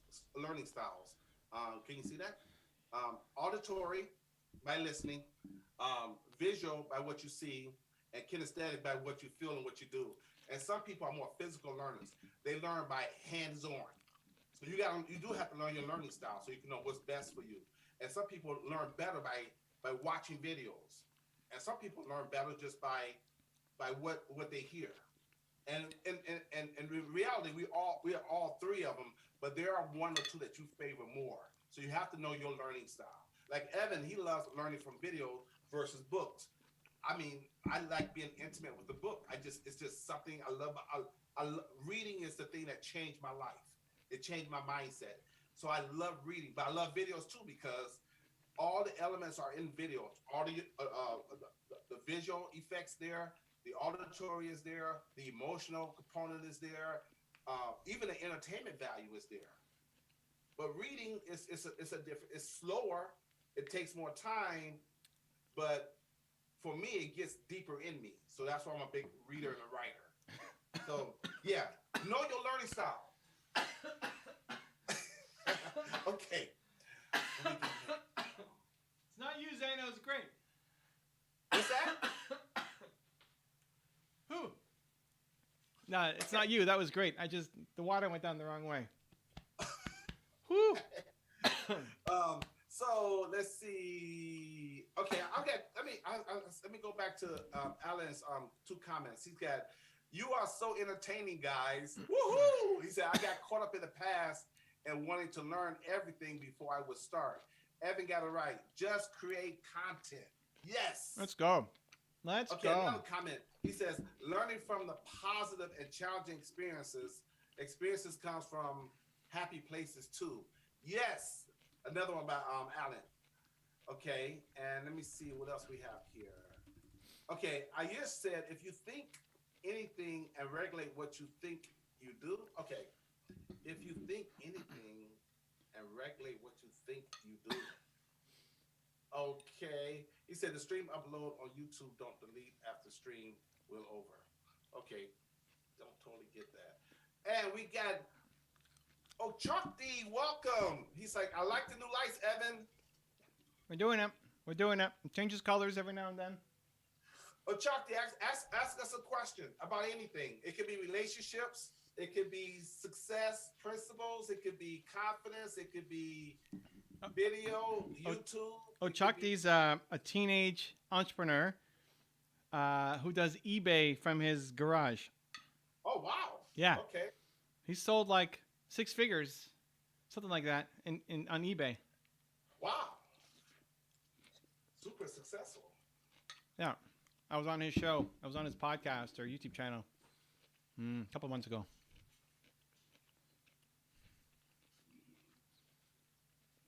Oh, Neville Goddard. Welcome, Neville. He says, "Hi, can you do top 10 videos on my name. Neville Goddard. You got to get in line. We definitely Zan the framework man definitely gets a top 10 before Neville, but add your list to the name. And if he does one on me, that's gonna be like 2 or 3 years from now. So yeah, you got to get in line. I still got a lot. I still have a lot more things I need to produce first. Let's go. The game is productivity. Productivity. So someone's asking if this is going to be on YouTube. This will stay on YouTube. This won't get deleted. Unless Zan plays some music that gets copyright. Oh yeah, I'm glad. Otherwise, we're good. Okay, how do I get back? And then we'll cut up some of these videos into mini videos.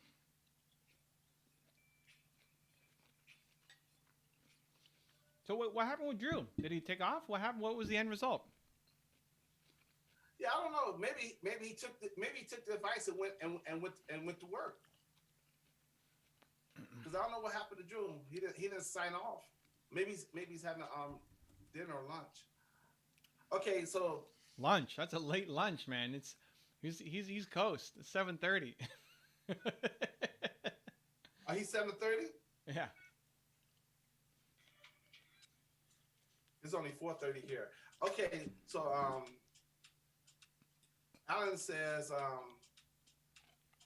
thank you, gentlemen. Hamburgers were great to eat in your companies. Got to go.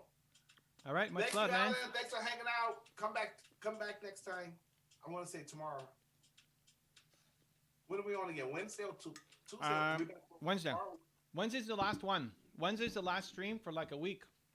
Okay, so come back on Wednesday. More than a week. No, I think it's Wednesday, last one, and then a week Friday is the next one. Oh, wow. Yeah. Okay, so we're talking this Wednesday. Yeah. Is the second, and then Skippy next week, then the following week. No, the next week on the Friday. Okay, got you. Okay, so Wednesday the 2nd, and then... What, the 11th? The 11th. Yeah. Wow.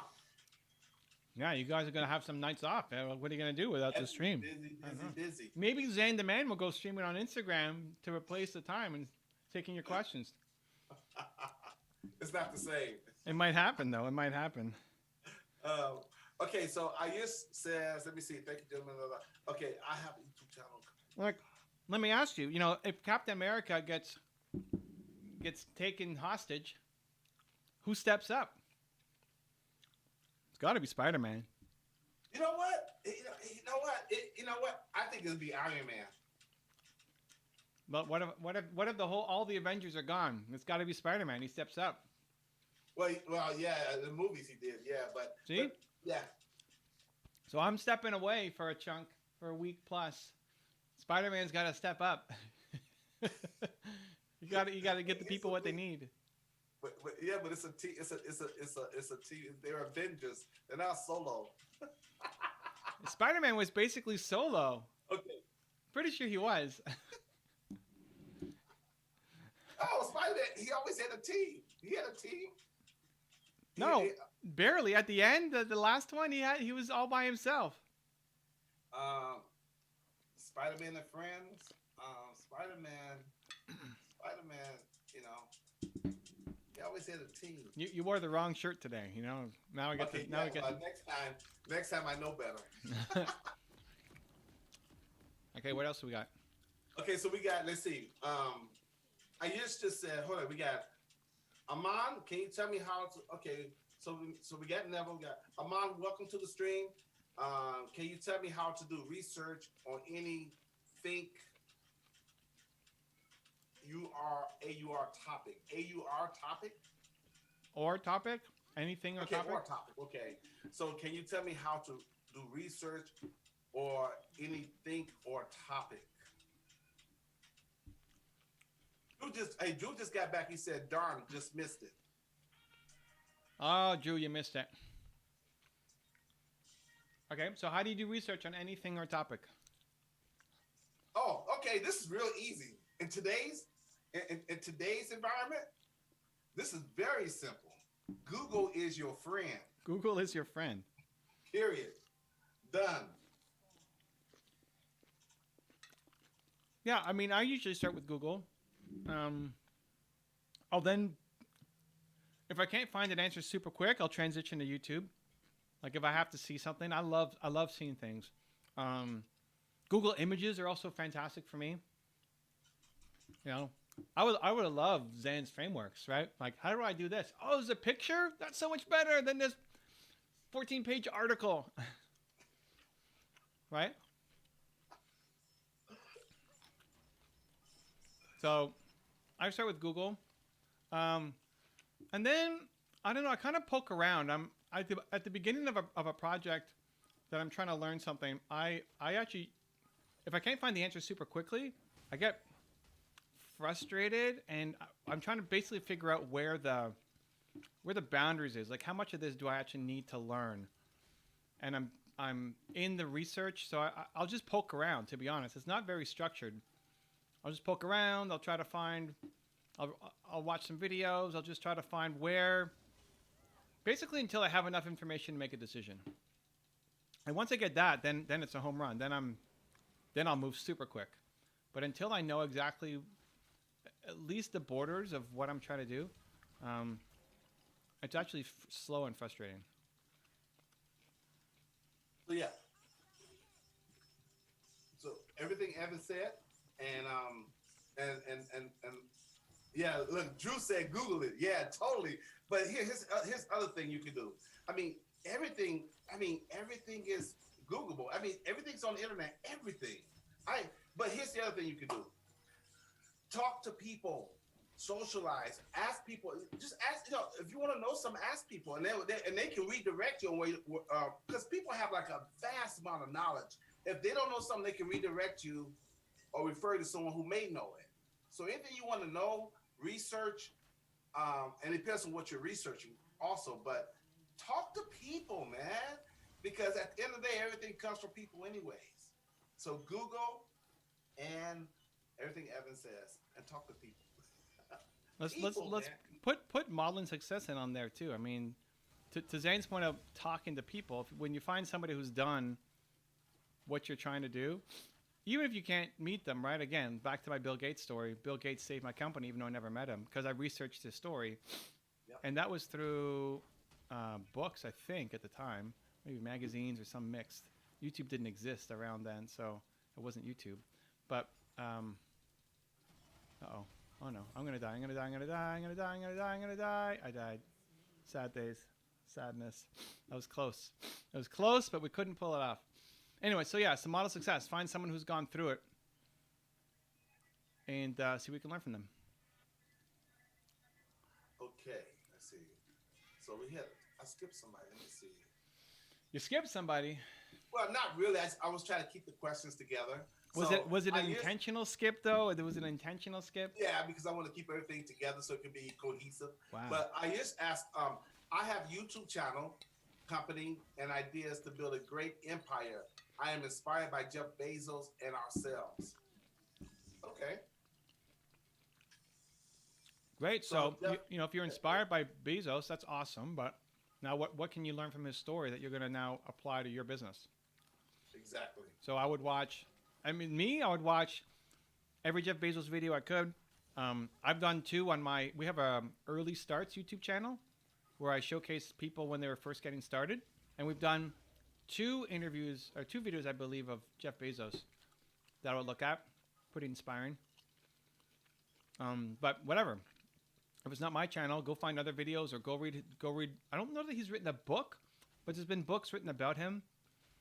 And just surround yourself with Jeff Bezos, because the more that you are around him, the more you're going to start to think like him, and the more you're going to be able to bring that into your business.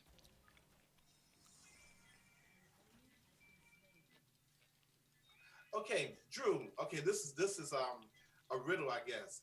So Drew is saying, darn, just missed it. Then he says, got to read between the lines, Zan. Okay, I got to figure that out. What does he mean, read between the lines? What are we reading between the lines on? I don't know. Is he saying that he just missed his connection with Ben? No, no, no. I think he meant that he didn't get to play with me because we started the game just after just before he came back. I think he wanted to play another game. Okay. I think that's. I mean, I don't know. You're the one paying attention to the chat, but that would be my guess. But what's the read between the lines? Yeah, he says you got to read between the lines. And I don't know what that means. Okay. Google it. Peace be upon you, Drew, bro. Okay. Thank you very much. Nightbot. Okay, no, Nightbot's nothing. Can you report? Oh, can I report Nightbot? No.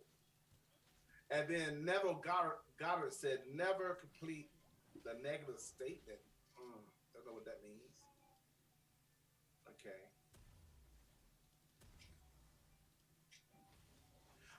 This is a good one. Ooh, this is a good one. Evan's going to have the perfect answer for you on this one. That's exciting. So Amon said, because one of my answers was about socializing. He says, you have talked about socialize, but I am an introvert, so how can I start? Oh, snap. Okay. I'm going to give you my answer, but Evan is going to have a better answer. Wait. Yeah, because, he's an introvert, and I'm not an introvert. I am an introvert, guys. But I'm going to give you the best answer I can think of at the moment, because I'm on the outside looking in. So I would say, I know being an introvert is not a mindset, but I think you can condition yourself.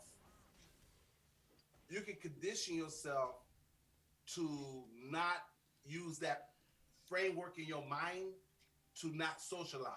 So even though you're an introvert, you can say to yourself, I'm going to socialize anyways, because deep down, we're social creatures. We're designed and made to socialize. So you don't have to go out there and be like all over the stage and be a big old extrovert, but you still can find one or two or three people that get you and that you get them, where you can connect with them. So again, no one's saying about being in isolation, but there's still people out there that you can connect with. So that's socializing in itself right there. And sometimes if you're around two or three other people that you socialize with and you're in that group, when you need to go meet other people, but just by being around them, can I give you a good example? There was a guy in that it's weird, but he was a DJ that was in our little social clique or our little group. We go to the Grammys. Well, I don't go now. We used to go to the Grammys. The Grammy Awards is a big musical award thing here in America for all you Canadians out there. But we know the Grammys. Oh my gosh, Dan. Jesus, this guy. The Grammys. Come on now. The disrespect. Like we have a thing called the Super Bowl, you know? Okay. So I would go to the Grammys. We would go to the Grammys every single year. But there was always one guy or two guys in the group that was super, super shy. And maybe there was an introvert, maybe there wasn't. So if they see me with a quote unquote celebrity, whether it's Barry Gordy or whoever it might be, okay, Carrie Underwood, whoever, they would use their connection with me, hang around me just to go meet the other person. But by themselves, like we'll see Shakira, they would never walk up to Shakira. Like, oh my God, that's Shakira. I can never walk up. But they see me talking to Shakira because they're my friend. They can leverage that relationship to go to say hi to her because they came and joined the conversation. You see I hope you're getting what I'm trying to say here. Associate yourself with other people who are not as introverted, and by you being around them, they're gonna rub off on you. If nothing more, at least it's gonna break you out of that a little bit. Okay, I hope that's a good example. But Evan's got a better answer, as I promised. Let's go.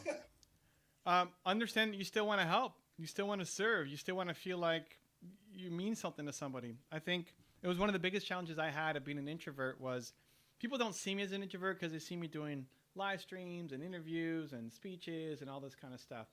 But I am. But I also still want to help. I want to feel like the work I do is meaningful. I don't want to just sit on the couch all day long and never talk to anybody. The difference is introverts want to have meaningful conversations. So I don't hang out with anybody. I don't want to just hang out and grab a beer and sit on the couch and talk. Like that sounds like death to me. You know, but I want to be doing things that are meaningful. So that could be even here. Like, why not just live stream by myself, or why not just play by myself instead of doing a live stream? Well, because I want to make this time even more meaningful. And so when you're doing connections, the other thing introverts are great at is listening. You know, we don't need to be the center of attention. We don't need to talk. We can just listen. And so there was a video that Charisma on Command made about me, and he called me a master networker. Like, master networker? How am I a master networker? That makes zero sense. I hate networking. When people say go to a networking event, I'm like trying to find every single way out of it. But what I do is, at any kind of event, I try to first off, I try to be the speaker there, so I don't have to actually. This is stressful here. Holy cow, this guy! Oh, I'm gonna die. Sejuani, unbelievable. Anyway, so I try to be the speaker. So I try to create scenarios where people come to me. Instead of me reaching out to people, they're coming to me. Not because I'm better than them or anything else. I'm just scared. You know, I don't know what to do. I don't know what to talk about to people. So I try to be a speaker or a panelist or something where people will then come to me. But being on stage or speaking somewhere really is just a permission for me to then connect with people afterwards in the lobby. Like, my favorite thing ever is just hanging in the lobby afterwards and spending 6 hours answering people's questions, but they're coming to me. The other thing I do is always listen closely to what they're saying. And then I'm looking for ways to help. And sometimes the reason why Charlie called me a master connector, and this guy teaches charisma, right? His channel is Charisma on Command. He teaches people how to have charisma. And he's calling me a master networker. Because he told me what he was looking for, and then I basically tried to help him find it. You know, he said, oh, I was looking for this. And I had known somebody else there because I'm just talking to people and listening to them. All I'm doing is listening. That's what we're great at doing as introverts, listening. So when you're listening to somebody and somebody says what they're doing and what they need help with, if you've met somebody else there who also has told you that, hey, they're good at that skill, then you just connect them up. I wasn't even thinking networking or anything. I was just thinking, I don't know, Charlie needs help. This person can help. How about I introduce them? It's really that kind of basic. And then Charlie's reaction was that I'm a master networker. So that's it. Like, try to put yourself in positions where people can come and talk to you. Try to focus on listening and bringing value to other people. And then just recognize that you still want to help. You still want to serve. You still want to do good. You still want to feel like the work you do matters, right? And that involves other people. So just because you're an introvert doesn't mean you don't have a big mission inside you. Perfect answer. See there, I told you. Evans would give you the perfect answer. So that's my answer.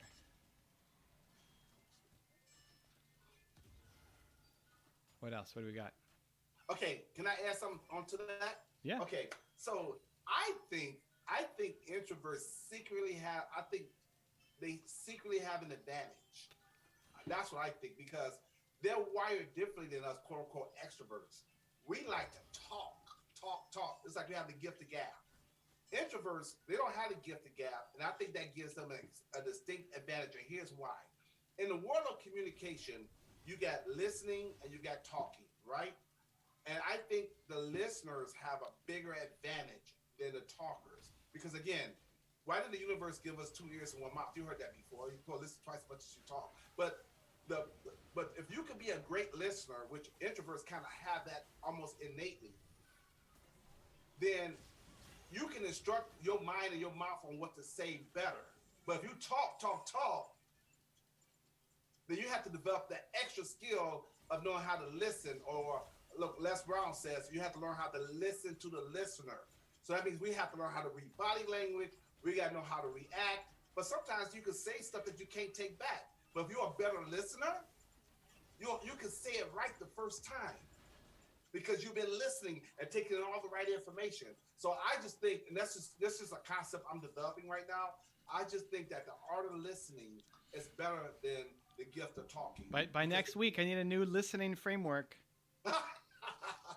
Because the better listener you are, the smarter talker you will be. So it's just my concept, you know. Anyways, I just want to add that on there because listening is extremely important, and I think that introverts have that in spades. Okay, so we have a new one here. Let's see. J-A... Oh, Jaellc new. Okay, Gel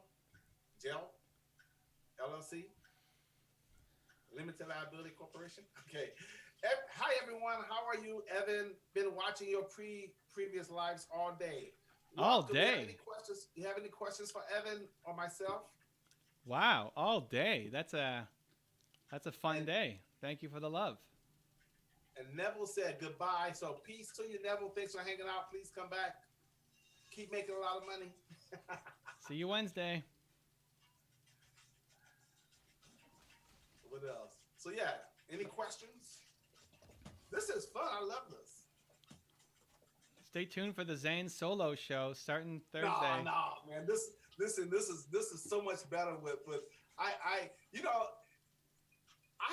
love I don't like doing stuff solo. I love being part of a team. I love partnering. I feed off that much better than I hate being solo. I really do. It's the introvert advantage. Well, I just like people, man. I just like people. Even when I had to do events, where in the past I had to do events by myself. Sometimes I would take an assistant or just, I was always mingle with other people. I would even let people come and assist me who was at the event. Like, you come back here and DJ, you can get on the mic and talk. I just love being around people. So being solo, it's okay. But I like being around other people. So a solo show for me, it's not happening. Well, but if you go live on Instagram, you could bring somebody in, so then you're not by yourself. Right. There you go. That's the hack. So Amar Raj says, thank you very much. It will help me a lot, and love from India. Yes, India. We got Akhil DT, love from India. We got a lot of Indians. All right, guys. Wow. Are you guys, okay, put in where you're from. Are you from Bombay? Are you from Mumbai? Are you from Calcutta? Are you from New Delhi? What part of India are you from? Or what's the biggest city next to where you're from?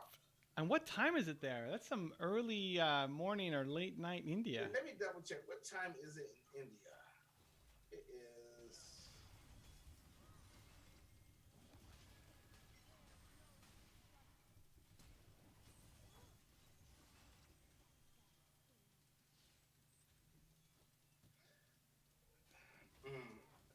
It is 6:21 a.m., which is on a Tuesday.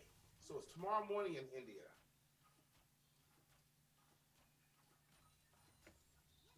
$6:20 a.m. That is some... Okay, so Akhil, you said you're from Hyderabad. What major city or landmark is that near? Is that near the Taj Mahal?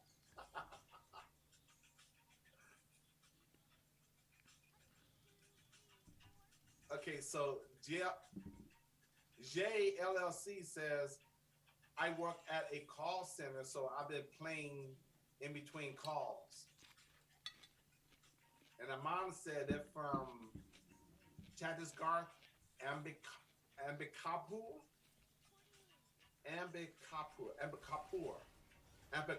Okay, gotcha. It's Jay like Jay, by the way. Okay, Jay, how you doing, Jay? And then Akhil is from Shaminar. So Jay has a question. I've been having a really hard time working on my business at night. I find that after work, I'm burnt out and can only veg out in front of the TV. Woo, that's a good one. All right. Okay, I take it on first. Okay. Okay. I would say, Jay, you say, okay, I've been having a real hard time working on my business at night.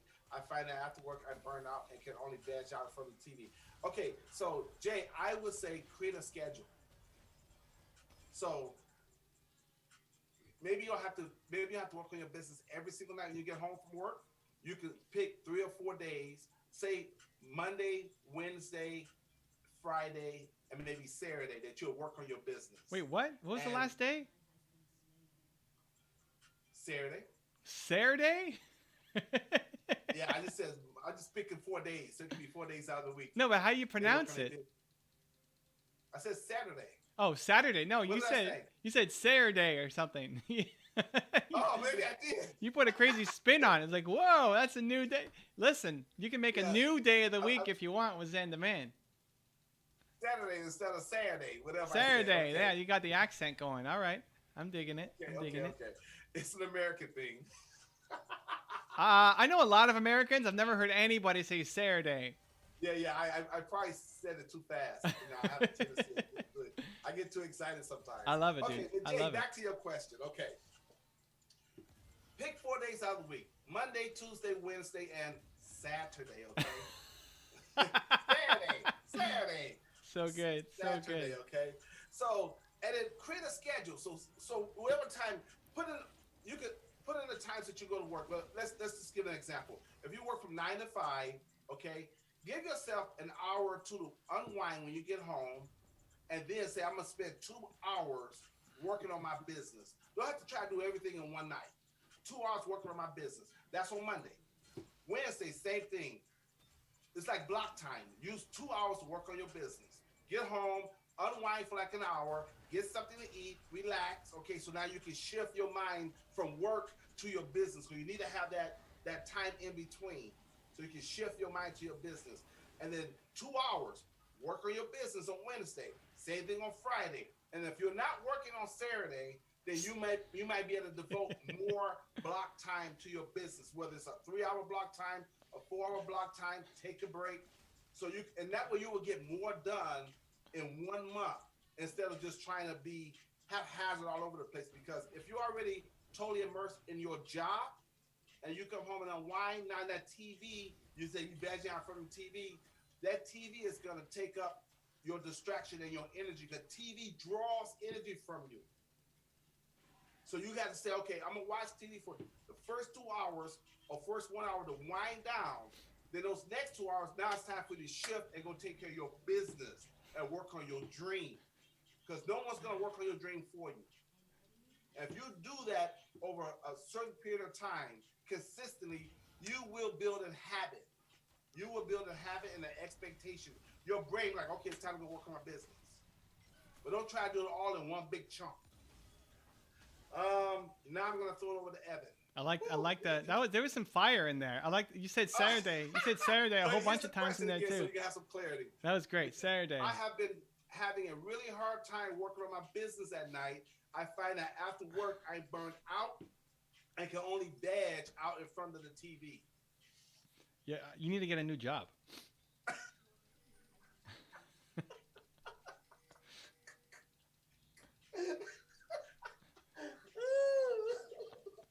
Okay. Oh. Why are you laughing so hard? Because you just get straight to it, man. You just go. Well, but that's the problem. I mean, listen, I like Zane's answer too. You schedule it out. The problem is though, you're still coming home exhausted. So the point of a job is to make money, yes, and to learn. You know, like you go get a job to learn. You're hopefully learning some kind of skill that then if your bigger ambition is to have your own business, be an entrepreneur, then what do you suck at that you need to get better at? You know, if you suck at sales, then go get a sales job. If you suck at marketing, go get a marketing job. If you suck at design, go get a design job. Like whatever you think you need to learn that you don't know how to do, you go find a job doing that. That should be the point. So it's not just making money, which is important, right? You got to pay your bills, but it's to learn. So you're not going to come home from many jobs feeling like, man, I love my life. I love my job. It's the greatest thing ever. You know, it's probably not what's going to happen. But if you come home every day, you know, totally exhausted, hating your life, you're in the wrong job. You know, you need to go get another job, something where you're going to learn. It's just a job. Like, what's so special about this job? There's lots of jobs out there. You can get another job that will pay you just as much, maybe even more, and one where you can actually learn something and not come home and hate your life. And then you still schedule, and everything Zane said, right? Sure, yes, you still scheduling your work, otherwise you won't get it done. But I think the biggest problem right now is you just need a new job. Perfect answer. Hey, so listen, everything Evan said is perfect. I'm gonna. We don't have enough information. You only gave us so much information, so there may be some other extenuating circumstances, and you might be in a position where like I gotta do this. So we totally understand. Sometimes in life, you gotta do what you gotta do. You gotta do what you gotta do, so that one day you get to do what you want to do. So if you're in that situation, you gotta do what you gotta do, so that one day you get to do what you want to do, and that's a job. And then once you move from job, the next, here we go again. Framework. Okay, when you're young, unless you're fortunate, like you already know your purpose in life, which you need to pick up this book right here to know your purpose, which will lead to your passion, the whole 9 yards, and profit from your passion. There it is. But normally when you're young, you start with a job, a job, just over broke. Okay, a job. But then as you start getting more education, start getting a little bit older, you move into what we call a career. And you can stay in your career for a while. Then when you get older or more mature, then you get to a place where we call you in your calling. Your calling. That's it, dude. Framework. You got to write this stuff down. Job to career to calling. You need visuals, dude. You need visuals. Because when you're in your calling, that's your true mission, and that's when you have your vision. And there's a difference in having a goal and a vision. Because when you have a goal, that's something that you have, but a vision is something that has you.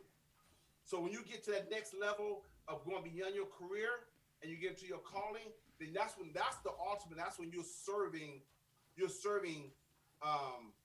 the world with your talent, gifts, and abilities. So you're serving your purpose in life.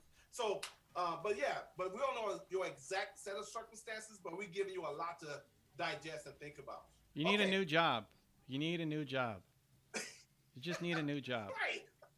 That's the answer. If exercise was, we won't be so exhausted. No, man, but that's like anything. It's like, hey, I'm coming every time. Like, apply that thinking to anything. If that's your relationship, every time I'm around my wife, I just need to veg out, and I just feel drained all the time. Like there's something broken in the relationship. Yeah. We don't want you to be in a rut. Okay, so who else we got? We got, let's see, Daily Morning, 6.28, a new day of the week. Drew Hitchcock says it's a new day of the week. I think he's talking about India. No. He's not talking about India. He's talking about Saturday. He's talking about Saturday. Saturday. What did we do? We just not pronounced in the T. Saturday. Yeah, I'll saying like Saturday, like not pronouncing the T because I'm talking too fast, which happens from time to time. If I just say Saturday, Saturday, okay, but it's all good. But you know what I was talking about. Okay. Saturday. Well, I like it. Listen, Zandaman created a new day of the week. Yeah. Okay. People say there's only 7 days in the week. Not for Zandaman. There's 8. Okay, you get the bonus Saturday in there. It's great. Okay. So Ayush says, bye. I have a lot of work. Goodbye, Ayush. Thank you for being here. We'll see you on Wednesday. Come back on Wednesday. Okay. Okay, this is good. Manco 1 says, so true. I sucked at socializing when I was 20, so I got a... Wait, Manco's in the house? That's my coach. Yep. Manco's in the house. Manco's in the house. What's he saying? We're trying, Okay, Manco. We're dying. Sis Sejuani is destroying me top, but we're still getting some pressure here. Okay, I'm going to read 3 quick comments by Manco.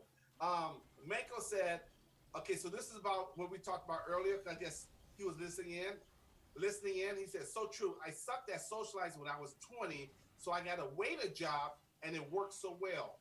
All right, okay. So he was forced to be, Manco, you can comment on this, but you was almost forced to not be an introvert because of your job. Your job required that you step outside of your shell. Hey, Manco's also the guy who taught me how to do this OBS thing. So he's the reason why you're on this live stream right now, because he taught me. Wait, say that again? Manco was the guy who showed me how to bring the Zoom in so that you could be on. Oh, perfect. Thank you, Manco. Okay, Manco made another comment. JOB just over broke. I love that. Okay, you can have it, Manco. It's yours now. Okay. In fact, I think I got that from Les Brown way back in the day. And in fact, Les Brown, the same advice that Evan is giving right now, Les Brown talked about when you're at a job that you don't like, that you need to leave that job because that job is stressing you out, it's making you unhealthy, and they just paying you just enough so that you won't leave. You know, so that answer that Evan gave coincides with answer that Les Brown gave like 15, 20 years ago. Oh my goodness. I think we're going to win. We lost the first 2 games. Manko shows up and we get a victory. Manko said, that TP, let's go. Oh, that was a good TP. That was a pretty sick TP. I got tower. Yeah, we're pretty happy about that TP play. Okay, so what else we have here? Let's see. Okay, let me see. I want to make sure I'm missing a new day of the week. Okay. This is great. Okay, here we go. Jay says, this is great. Evan was saying, I want a world where no longer exists, and I want to make it so no one ever feels depressed and like they can't move out. Okay. He says, out their current predicament. And he says, sorry guys, I'm in and out. I'm still technically at work. Okay. I didn't understand that, but maybe you can explain it better. Let's get some bearing, guys. And Akil says, we'll join you in the next stream. Have a good one, both of you. Come back on Wednesday. Wednesday night. Thank you. Let's go. Manko says, heck yeah. All right. H-E-double-L. Heck yeah.